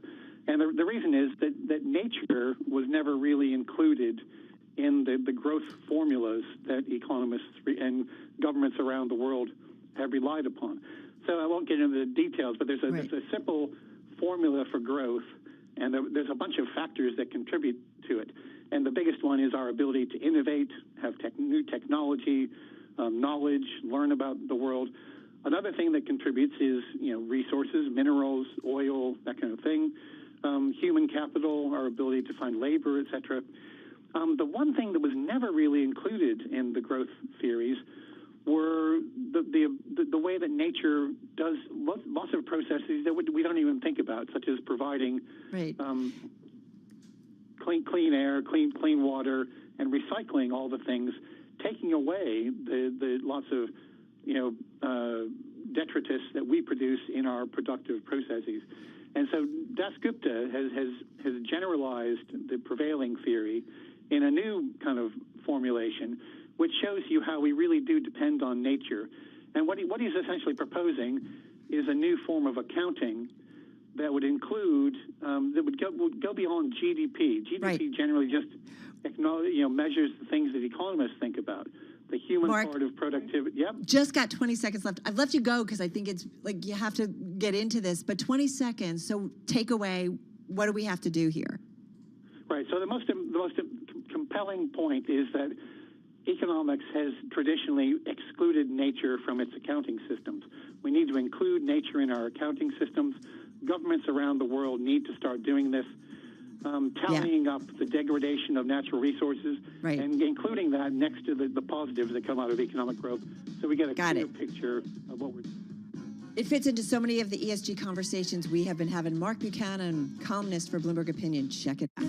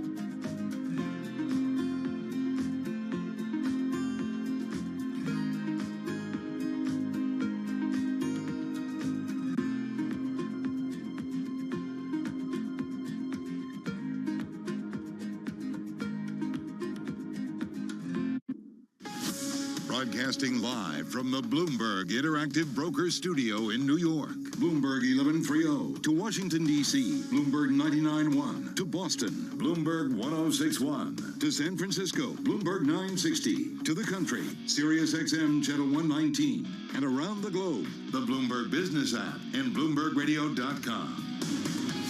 This is Bloomberg Business Week. So just want to say, we know that was pretty heady, that last segment we did, and we know we let him go. Mark Buchanan, what he had to say, read his column, everyone, because I think it's very crucial to how we think about economic growth, ESG, the limitations maybe when it comes to growth going forward. And once more, Carol, we're taught that the way that future generations are supported is by future generations. Right. So economic growth, it's really important for people to have kids and for people to use those resources. Right. Because that's how we grow as a country. Should we stop having kids? Because that's a question I have. We'll have more from Mark and maybe that Cambridge professor as well in the future. In the meantime, we're going to talk about burnout because it's everywhere. We'll get to that in just a moment. Doug. What's the old adage? We don't inherit the world from our parents. We borrow it from our children. Something like that. Feels like that big time. Yeah, it really does. Markets are struggling today, I think it's fair to say, with this idea of higher interest rates and their potential to create perhaps some instability in global markets. We'll talk more about that momentarily. Want to begin with the Fed's favorite inflation metric. It picked up steam in the month of August. We're talking about the Personal Consumption Expenditures Price Index, up in August by 0.3% compared to July. It topped estimates. Now, all week we've been talking about the Fed reinforcing this idea of aggressive tightening. Today, a little bit of nuance. Here is Vice Chair Lael Brainerd. So monetary policy will need to be restrictive for some time to have confidence that inflation is moving back to target. For these reasons, we are committed to avoiding pulling back prematurely. But we also recognize that risks may become more two-sided. The risks. One is the fact that we may see some global financial instability. The other, obviously, is recession. We also heard today from the head of the Richmond Fed, Tom Barkin, who was saying the key price pressures stoking growth in terms of inflationary pressures, they seem to be showing some sign of easing. And also, Charlie Evans, the head of the Chicago Fed, was saying, get this, rates may need to plateau next year. In the bond market, we're seeing a move lower across the yield curve. A 10-year Treasury now at 3.73%, down about 5 basis points. Dow Industrial Average, meantime, off 0.9%. The S&P slumping by 0.6%. NASDAQ comp off 0.3%. I'm Doug Krisner. That's your Bloomberg Business Flash. Thank you so much for that update, Doug Krisner. Really do appreciate it. I don't know if, all of you and our listeners are on Twitter the same way that I am, but something crossed this morning that really caught my attention. Ed Young, who is a science writer at The Atlantic, he gained a lot of popularity throughout the pandemic. He tweeted this morning that he's taking a 6-month sabbatical starting right now. He said that the past 3 years have been the most professionally meaningful of my life, but they've also deeply broken me. The pandemic isn't over, but I think after a long time spent staring into the sun, I need to blink. This guy won the Pulitzer Prize in 2021 for explanatory journalism. He's got a book out, a recent book out. A lot of people turned to him during the pandemic. And he also covered a lot of healthcare workers who burned out during that time as well. It's something that he wrote about in his tweet thread earlier today. So mega go, go, go. Well, this is something we want to talk about, burnout. And with us is Dr. Ian Lustbader. He's back with us, clinical professor of medicine at NYU Langone, on the phone in New York City. And Dr. Lustbader, nice to have you back here on Bloomberg. And I know you've been looking at some research out of the Mayo Clinic. First of all, have you felt burnout over the last few years? I see patients with more burnout due to COVID and home restriction, the market gyrations, work issues, but we're really seeing it in physicians. And I agree. I definitely feel I experienced some element of that. And there are a lot of reasons for doctors, obviously, to stay engaged and enthusiastic. The risk of medical error is very important. And there are really a lot of reasons that, go into that. Many of them are administrative duties, charting and administrative issues, things that don't really focus on patient care. But we're seeing more and more doctors with this. And as Tim said, there are articles, both the New York Times just yesterday from Mayo Clinic, various research that show really 2/3 of doctors have at least one symptom of burnout. And we're also seeing this in medical students and obviously in nurses as well. You guys just all got to do what my dentist does. I went to the dentist this morning, and he wasn't there. I had a different dentist, and I said, "Oh, where's the dentist?" And they said, "Oh, he doesn't work on Fridays. He plays golf." That sounds pretty. You're exactly, a balance is important. I'm not Really wrong what here. I'm we're- kind of joking, but I'm not really joking. You're not wrong. You're not wrong. Part of the issue is, can you do that? Does your employer or does your practice allow you to do that? And that's not always the case. So burnout, we really think of as emotional, physical exhaustion, fatigue, depersonalization, where you seem to care less about the job, the patients, you vent about working conditions, and as a result of that, you're a less efficient, less efficacious doctor. You're not as focused on making a difference. And as a result, there are concerns about safety, testing and so forth. And a lot of doctors, unfortunately, spend much of their time getting approval for testing. You feel the patient needs a CAT scan. You have to speak to the insurance company and get approval for that. So there are many obstacles besides dealing with COVID in the emergency room, that intensity of very sick patients. The ICU doctors have a very high level of burnout with patient mortality that's gone up with COVID. Fortunately, those numbers are improving now. Dr. Lustbader, a lot of the stuff that you described to me in terms of the tasks that doctors have to do that they weren't necessarily trained for in medical school, ordering things and dealing with insurance, these certain procedures, are those things that can be disrupted by technology? I mean, does technology offer any hope for this? Yes, I do think that with AI and with more support, hopefully technology will improve a lot of that. Right now, a lot of it is physical labor where you're documenting or typing or dictating charts or being on the phone to get things approved. I agree with you. I think technology can make a difference, but we need the vendors of these electronic medical records to be engaged with that, to say, hey, this is one of the needs that we have to address. Previously, a lot of it was documentation about patient issues, and it's important. Technology has helped us. We have checklists now in terms of what screening tests need to be done, what vaccines need to be done. Right. So the dashboard you're looking at the computer every day it's like a 747. A lot of data coming at you, and you need to be sharp to deal with it. Hey, Ian, just about 30 seconds left here. So how do we make sure that our doctors that we go to and maybe are doing procedures for us aren't burned out? Is there a question we should ask as a patient? Gosh, you can ask that question. Are you taking time for yourself? Do you feel that you have a bit of balance? Have you had a good night's sleep? I think it's nice. It shows caring, and hopefully the doctor is aware of that and tries to get a bit of balance, do more leadership, get flexible hours. Hopefully they can do it, but it's good to make people just more aware of it, including the doctors themselves. My dad used to have a check when he was going into surgery and being wheeled, and he's like, okay, so what are we operating on? Is it the right or the left? Like, he would have them really confirm it before they would go in. I like that. Dr. Ian Lustbader, have a great weekend. Clinical professor of medicine at NYU Langone Medical Center, on the phone in New York City. Well, let's plan. I like that. Let's stay in New York City and get an update on world and national news. For that, we turn to Denise Pellegrini. Hey there, Denise. Hey there. I hear you never want the last appointment before lunch because you never want a doctor to be hungry. So true. Yeah.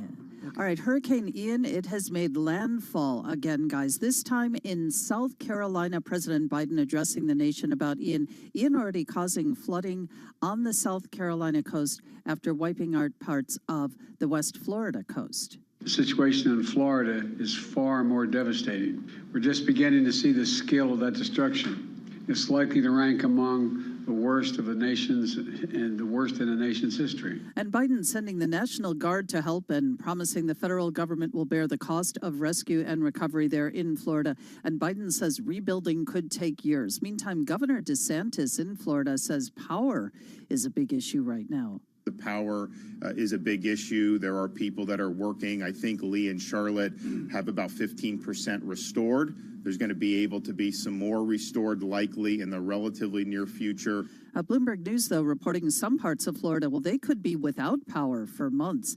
Disney, by the way, reporting all 4 Walt Disney World theme parks are open.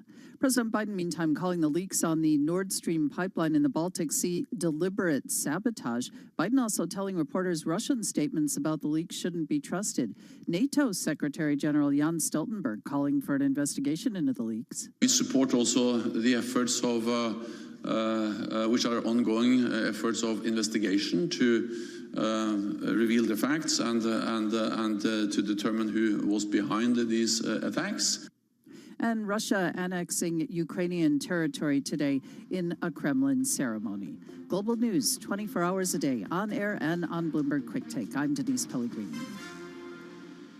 All right, Denise, thank you so much. Carol Master, Tim Stanovic, live in our Bloomberg Interactive Brokers studio, streaming on YouTube. Just piggybacking on what Denise Pellegrini was just reporting on when it comes to Vladimir Putin, he did vow that his annexation for 4 occupied regions in the Ukraine is irreversible, as the Russian president formalized Europe's biggest land grab since World War II and accused the West of trying to subjugate his country. Here's what he said. He told officials in a Kremlin ceremony on Friday before he and Moscow installed leaders signed annexation documents, quote, "They will become our citizens forever."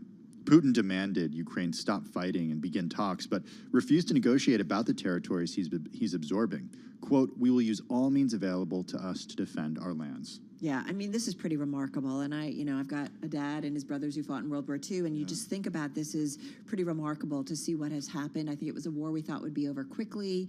And you do wonder, is this it? What happens? And I think the international world continues. We saw it during the UN General Assembly, just really struggling with how to deal with this. Well, speaking of that, the UN has denounced the annexation as illegal. Ukrainian President Zelensky condemned it, vowing to press ahead with his counteroffensive. Dialogue, he said, quote, "is impossible with this Russian president." And the thing that is on everyone's mind, right, constantly in the background, really in the foreground, is that President Putin has brandished the threat of using nuclear weapons to protect Russia's sovereignty over the newly acquired territories during warnings of harsh retaliation from the U.S. and its allies. I mean, this is the extreme concern and worry.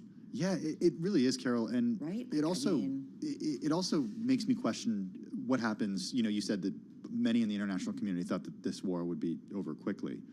Yeah. How does this play out? Right. If we play this out, what does this look like? This is the second time that he's acquired territory in Ukraine. So it's like, okay, wait. How are we supposed to read this as an international community? And how does the international community respond? Because when does he stop? And we've seen the reaction and the response in global financial markets, and certainly a rethink when it comes to energy and where it's coming from and what we need to do going forward. All right, we're going to continue to talk internationally right here on Bloomberg Business Week.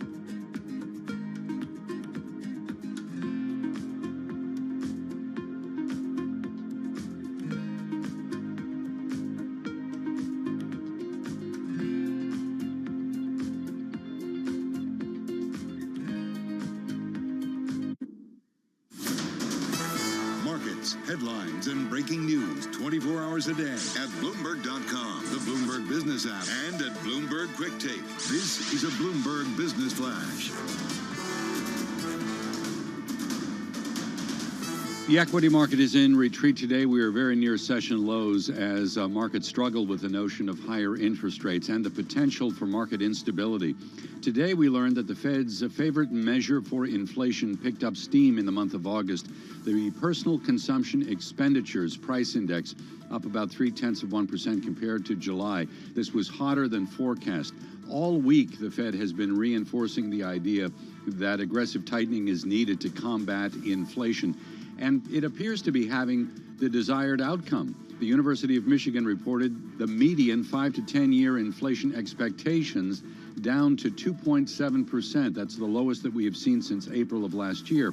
And then when it comes to business activity, in the Chicago area, activity weakened in the month of September to its lowest level since June 2020. The Chicago PMI dropping to a reading of 45.7. That signals contraction. And interestingly today, a lot of the conversation in markets centers on this idea of a Fed policy mistake, that they remain so aggressive as to create an unstable situation or an unstable situation, not only in the macro economy, but in markets as well. We are seeing a move lower across the U.S. yield curve. 10-year Treasury now at 376. The Dow is down 1.2%, S&P 500 weaker by 0.9%, and the NASDAQ comp off 0.7%. I'm Doug Krisner. That is your Bloomberg Business Flash. Doug, you got a favorite inflation measure? I don't, really. You didn't even have to think about that, Doug. You just... Cost of a Big Mac, a cost of some steak, or cost of beer, perhaps? A beer? You know, okay. There you go. I paid $9 for an IPA last night. That's not bad. Yeah. Wow. Oh, well, That's a lot. sounds like a lot. I hope it was a good one, Doug, a microbrew. It was. Okay, You good. get a good cheap bottle of wine for that. I'm just saying. All right, Doug Krisner, thank you so much. Doug's like, let me go, Yeah, Carol. I got work to do, other Master. things to do, I Carol. know, I Hey, know. my aunt, when I first moved to New York, she's lived in New York forever. This is so funny. I was staying at her apartment when I was looking for an apartment, and we walked by a fruit stand, and she said, "This is my inflation index. I look at how many bananas you can get for $1." What I've noticed, though, is it really depends on the neighborhood you're in, and That's it's always ranged from 3 to 5. 3 to 5, Yeah. okay. What is Here it on the right- Upper what East is- Side. So right now, is it 3 to 5? I haven't You're looked saying recently. in general. In You're saying general, yeah. It is kind of interesting. I feel like when I check out at the supermarket or I'm doing something, in our household, my husband tends to do a lot of online, and I do feel like there is a range, but man, there's a couple times I picked up stuff over the last few months, and I'm like, yeah, we don't really need that. That's expensive. There's been a lot of times that we've done that. I've talked about the pizza and the yogurt going up in price. Going to back to bananas though one more time, Carol. I actually tweeted about this a few months ago with like a picture from a fruit stand, and I think it was Olivia Rockman who was covering Eco then. And what'd she do? And she replied and told me the details of. She said it's not that big of a weight in the CPI, so don't look too much into it. So don't look too much into it. The thing is, this week we've seen just such sticky data points that is just showing why it's getting harder and harder for the Fed to really bring down inflation. All right, we're certainly watching that. We're also watching a story that's among the most read. It's the Bloomberg Big Take, and it also happens to be in the new issue of Bloomberg Business Week. It is about how the world is fearful when it comes to the fate of the all-important Brazilian rainforest as those citizens there get ready to vote really over the weekend, presidential election. Yeah, we got right now joining us Joel Weber, the editor of Bloomberg Business. He's with us right now in the Bloomberg Interactive Brokers studio. Andrew Rosati is also with us. He's Latin America reporter for Bloomberg News. He does join us on the phone from Rio. Carol, as you mentioned, this story, Andrew's story, featured in the new issue of Business Week magazine, available on newsstands, on the Bloomberg terminal, and at bloomberg.com/businessweek. Joel, we got an election coming up in Brazil. Big one. And one of the things that we talked about when we were framing this story and how we wanted to approach it was there are so many elections around the world where you might not know the candidates, and as an American, I'll be honest, I was like, Liz Truss, who's that, right? And yet here's this. You're the only one. I definitely knew. Well, I know who she is now, but. Here's Brazil, one of the biggest economies in Latin America, obviously. It has had this amazing name recognition between these two candidates, between Bolsonaro, who's incumbent, and Lula, who was the former president, did some jail time and is currently sort of ahead in the polls. And we're going to see this go down at least for the first round this weekend, and all eyes are on that. So one of the things we just realized here was that there's this international interest in Brazil, and that made us wonder, why is that? And part of that, I think, is the Amazon itself, right? And yeah, so absolutely. you've got Bolsonaro, whose policies have been basically turning Amazon into farmland, and Lula presents a little bit of a counterbalance to that, and the fate of the Amazon in some ways could come down to this election. So Andrew, how is this playing out inside Brazil? Because it's a little different for Brazilians than it is for everybody else who's watching from abroad, right?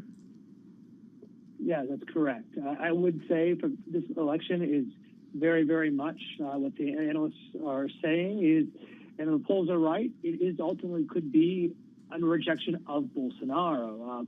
Lots of Brazilians aren't happy with his treatment of the Amazon. That is correct.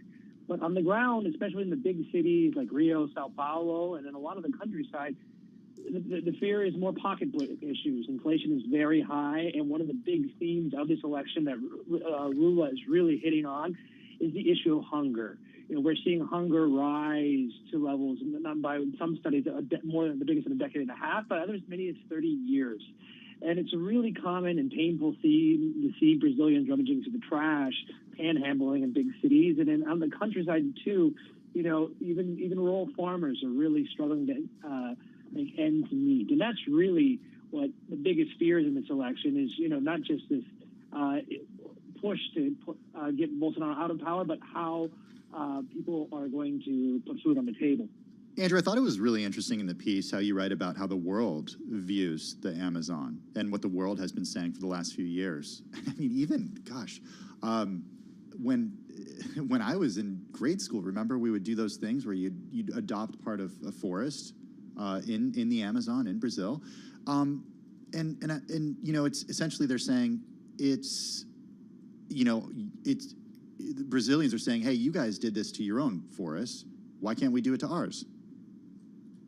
Right. My colleagues that went out in kind of the frontier, they really, the people they talk to kind of say that they want a piece of this. They want the piece of this. They feel it's theirs and they can make this a piece of profitable farmland. And they feel that they have a right, they have a right to. And I think under Bolsonaro, the gutting out of environmental agencies and this reluctance to crack down on it is really, given new precedence to this. And I think it's especially in these frontier states, he's incredibly popular for this reason, that it's this kind of, laissez-faire libertarian, it's like, it's yours, take it. We won't stop you. It's the new frontier, very much so.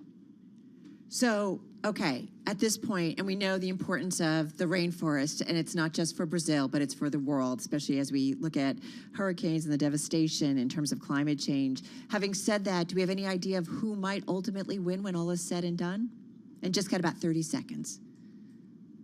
Yeah, all major polls are pointing to a Lula victory. It's his, he's leading anywhere from 7 to 14 points, depending on the pollster. The biggest question is not if he will win, I think, rather when he will win. And there's a real chance that he could win on Sunday outright if he gets more than a simple majority of 50%, pulling out null and blank votes. We'll just have to see how it goes down.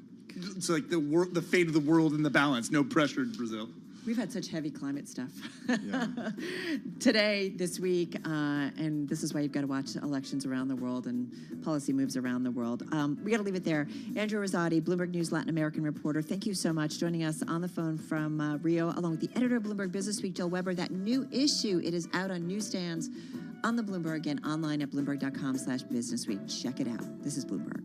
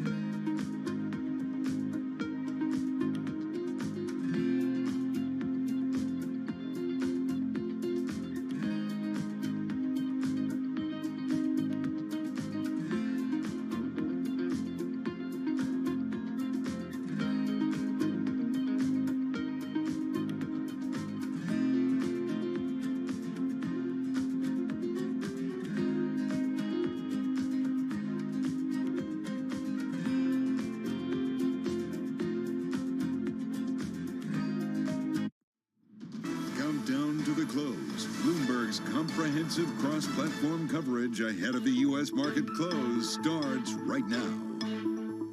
This is Countdown to the Close, just 60 minutes left in your trading session. You're trading day, you're trading month, you're trading quarter. Caroline Hyde, Romaine Bostick, Taylor Riggs, joined now by our colleagues Carol Massa, Tim Stenovic. We are going, of course, cross-platform, TV, radio, YouTube, to dissect what was a whirlwind of a quarter, Carol. I gotta say, it feels so heavy. I have to say, we were kind of listening in as you guys were getting ready for your market guest, who said it's been a miserable, I think, market day. It just feels like it's just so heavy. So I was looking for some outperformance in the trade, and once again, I found it in the Chinese ADRs that trade here. They're up more than 1%. We're up more than 2%. I have no idea why.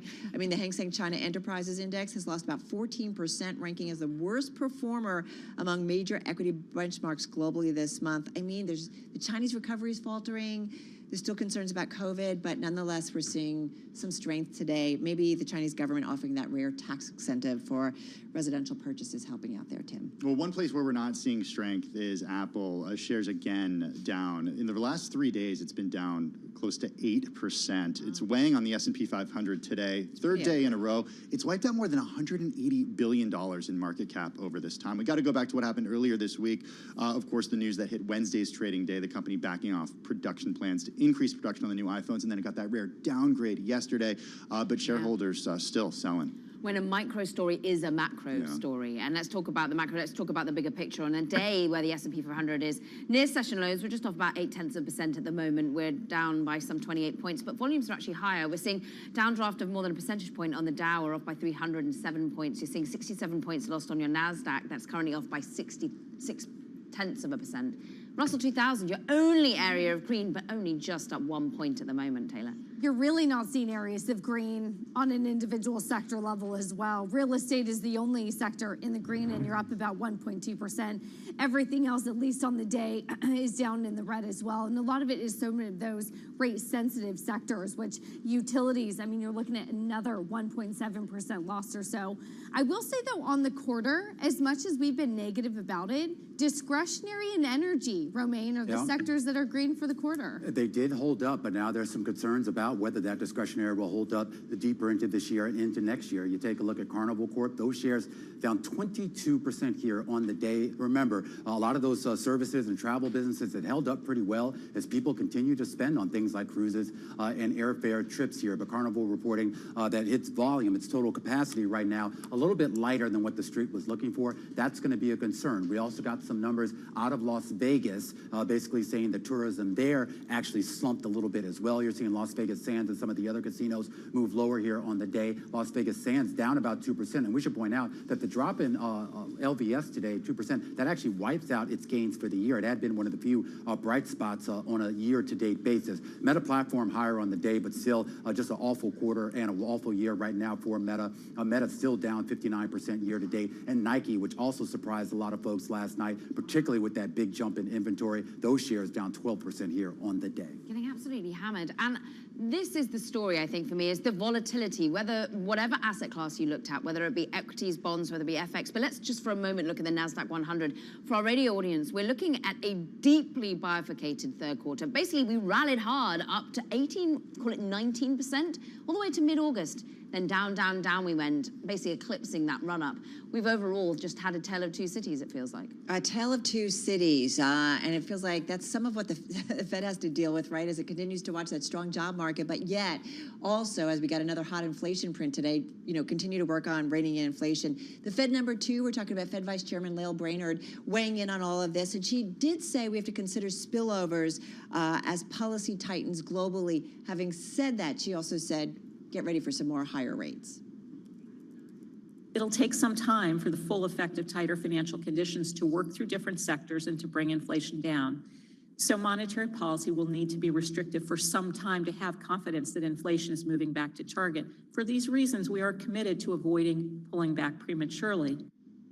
That, of course, is the Fed Vice Chairman, Lael Brainerd, making some comments. And I do wonder, you guys, like Tim, do you think that it's good to hear her say, okay, we're watching everything globally. We understand there's going to be some spillovers. We're sensitive to other things that are going on in the global economy while we continue to try and fight inflation? Yeah, I mean, I think it is good. And I'm wondering, what they're watching when it comes to a micro perspective. Of course, the macroeconomic data is important, but look at the stocks that Romaine highlighted, the ones making big moves today. They're all lower. Those ones are a result of what? Higher inventories at Nike. Right. Softening consumer demand to travel and go to Las Vegas, and a cruise company saying that there's weak numbers. Yeah, like this is happening. It's happening, and we talk about. I mean, just to your point about the micro. I mean, Lael Brainerd addressed the micro. She basically made it clear, and I think it's the exact quote. She wants to see, or the Fed wants to see, the deteriorating conditions in financial markets, the financial conditions reverberate through the various sectors of the economy. That's exactly what she said, and that's exactly what Jay Powell has communicated. That doesn't necessarily mean they're looking for destruction, but some of the weakness that we've seen in financial markets, they want to see that work its way through the economy, and at least as of today, based on what she said, they have not seen that yet. I think El Arian as well sort of hinted on that, had some other great comments as well this morning, saying that you have to have an accident to sort of get any central bank pivot. So if you're hoping for a pivot, looking at all of this data and saying, oh, well, it's weak, we have to pivot, I'm not sure that that's right, at least according to El Arian, saying that you're going to need a lot more to get that pivot. And just think the top of the two, an hour ago, Thomas Barkin, of the Richmond Fed, saying, look, the risk is stopping too early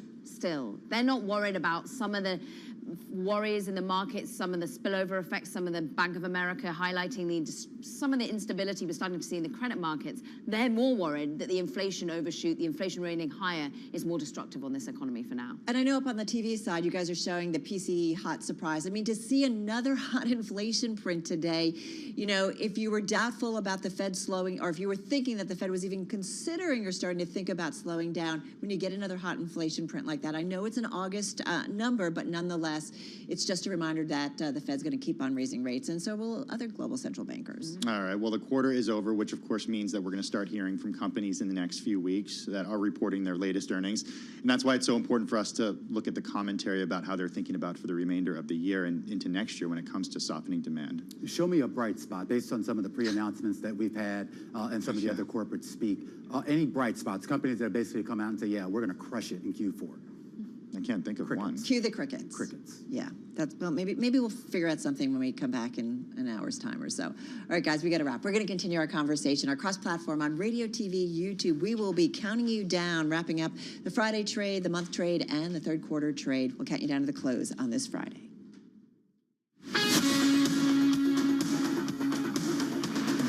You're listening to Bloomberg Business Week with Carol Massar and Bloomberg Quick Takes Tim Stenovic on Bloomberg Radio. It's a lot this week. It is a lot this week. You know what's pretty wild, Carol? What? Give me something good. Give me something good. I can't give you something good on that, short notice. Okay. It is a little wild. I opened up the Bloomberg terminal this morning, last day of the quarter. How ugly was the quarter? We're only down 4.5% on the S&P 500 for the entire quarter. Where are we for the year? Oh, for the year, we're down more than 22%. But that's a big move, though. Well, I know what you're saying. Amid all the... we had to move higher at the beginning of the quarter. Right. Think about what happened, right, in August. Right. It's been a crazy one, I mean, right? I think volatile is an understatement. Yeah, and it's interesting. That's why, we were talking with Abigail Doolittle about the importance of the VIX, the volatility index, or should we respect this index? Because many would say amid all this volatility, we should be a lot higher, but maybe... there isn't that exposure, as she said, at a lot of financial firms, so there isn't that risk play when it comes to the volatility index. So what does the next quarter bring? I don't know. We do get earnings. I think that's going to be significant, right, in a couple of weeks' time, kicking off, I think, officially, unofficially with J.P. Morgan Chase around 6:45 a.m. in the morning. We'll break down those numbers in a couple of weeks. And guess what else we get? What do we get? Next week. Jobs report. Yeah. Yeah. Change in non-farm payrolls, 250K is what economists surveyed at this point. And this number could shift significantly, but that's what they're saying right now. That would be a decline from 315K from the prior month. We'll also see revisions and stuff, so you got to take all these numbers with a grain of salt. We'll watch the unemployment rate as well. That is expected to come in the same as the prior month. We'll watch hourly earnings. Are we continuing to see such a hot labor market, tight labor market, that you're continuing to see wages grind higher and higher and higher. And we'll take a look too at labor force participation, which we know we've been looking to kind of beef that up so that there are more people out there actually looking for jobs. Well, let's get to world and national news. For that, we go to Denise Pellegrini in our New York newsroom. Hey, Denise. Hey there, Tim. Well, Hurricane Ian making landfall near Georgetown, South Carolina. Michael Brennan is Deputy Director at the National Hurricane Center. All of eastern South Carolina, much of central and eastern North Carolina, places like Raleigh, Charlotte, Greensboro, up into Roanoke, Virginia, the Tidewater area, Virginia. So we're going to have a widespread heavy rainfall event. And President Biden, meantime, also promising to help. I've ordered more than 400 personnel from the Army Corps of Engineers to Florida, with more than 250 generators to enable power supplies for key locations like hospitals and shelters. And meantime, some parts of Florida could be without power, though, for months. Biden, meantime, calling the leaks in the Nord Stream gas pipeline in the Baltic Sea sabotage. And in Russia, Vladimir Putin is vowing today's annexation of Ukrainian territory is permanent.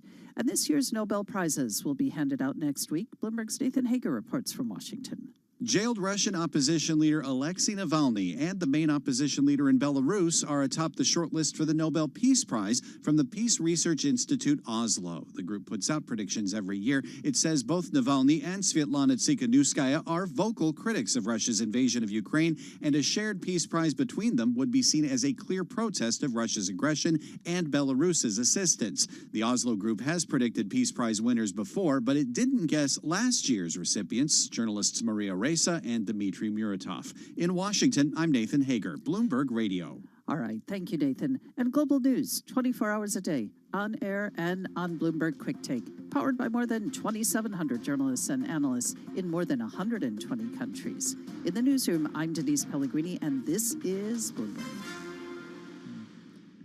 All right, Nancy, thank you so much. Nancy Lyons Denise Pellegrini, of course, in the Bloomberg newsroom with world and national news. And among our most read stories on the Bloomberg, and when this crossed, we all kind of were like, what?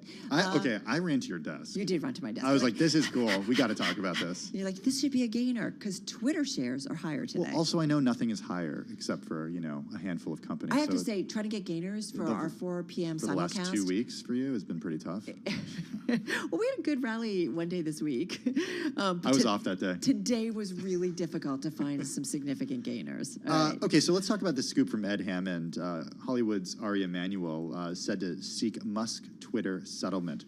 Hollywood super agent Ari Emanuel has attempted to pave the way for a potential settlement between Elon Musk and Twitter over their disputed $44 billion takeover. That's according to people familiar with the matter. Dun, da, da, da, super agent to the rescue. Emanuel contacting the Twitter board member Egon Durbin within the past few weeks, suggesting the two sides find a solution to their dispute over the buyout ahead of the upcoming court proceedings, according to those people who asked not to be identified because the talks were private. Ed Hammond, we love your reporting. We do. And look, think about the role that Ari Emanuel has here, right? He's this Hollywood super agent. He had this big wedding over the summer that the, glitterati all attended. It was in Europe. He's got close ties to Durbin. He's got close ties to Musk. Over the summer, you might remember those images of Elon Musk on the yacht. That was actually Ari Emanuel's vacation that Elon Musk was joining. Oh, interesting. Yeah. Interesting. So they, it's not what you know, it's who you know. Exactly.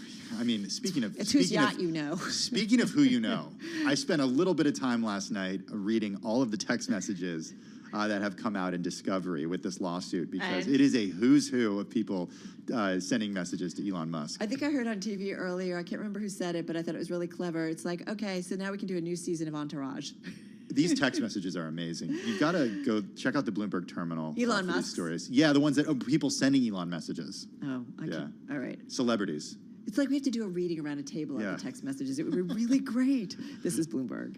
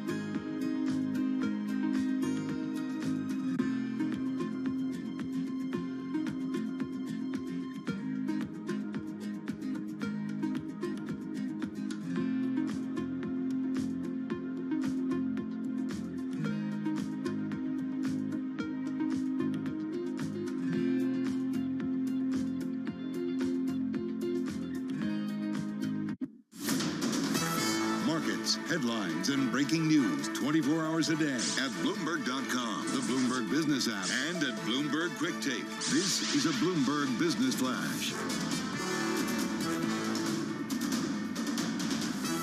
Fewer than 43 minutes until the closing bell. Final day of the third quarter. The equity market right now near the worst level of the session. Soft landing? Yeah, I don't know about that. Let's get to the Bloomberg Macro Squawk Desk. Check in with Bill Maloney for the latest on the price action. Hi, Bill. And good afternoon, Doug. U.S. stocks under pressure again today, helped by that plunge in Nike. Dow's currently down 340 points. S&P's dropped 33, and NASDAQ is off by 83. The U.S. 10-year yield at 3.81%. Gold is little changed. Energy is in the red, and Bitcoin is trading higher by 1%. Among the main 11 S&P sectors, only real estate and materials were in the green. Utilities and consumer staples were under pressure. And in the Dow, only Home Depot and UNH were in the green, while Nike fell 12% after earnings and led to the downside. Also after earnings, Carnival plunged as much as 23%. That's the most since 1992. And in other news, Fed's Barkin said the risk of stopping too early on rates is the bigger risk. Wrapping things up, Biden said the Nord Stream leak was a deliberate act of sabotage.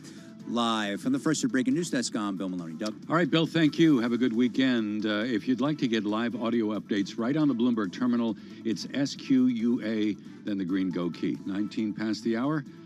I'm Doug Krisner. That is your Bloomberg Business Flash. It is indeed. All right, Doug, thank you so much. Well, Carly Wana, Bloomberg News, she's also produced for our Business Week team. We love her. Well, she's reporting out today, Tim, that the money flowing out of crypto-related funds in the third quarter has slowed down, a sign that many bearish investors may have already piled out of the risky asset class. So just a little bit of context in terms of the crypto market. So what does that mean? Is the floor in? I don't know. That's the question. Let's go to Rob Frasca, managing partner at Cosimo Ventures. He joins us on the phone from Massachusetts this afternoon. Rob, how are you?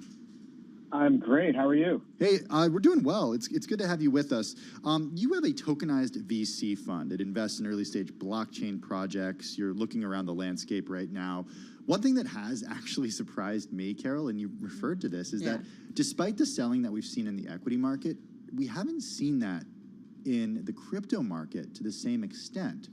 Rob, weigh in on this. I mean, do you think we found the floor for crypto? The bottom is in? I do. There's some really exciting stuff going on in the crypto world. And, you know, a lot of times what happens is it's early, right? So, and that's the thing you can't overlook, right? Is that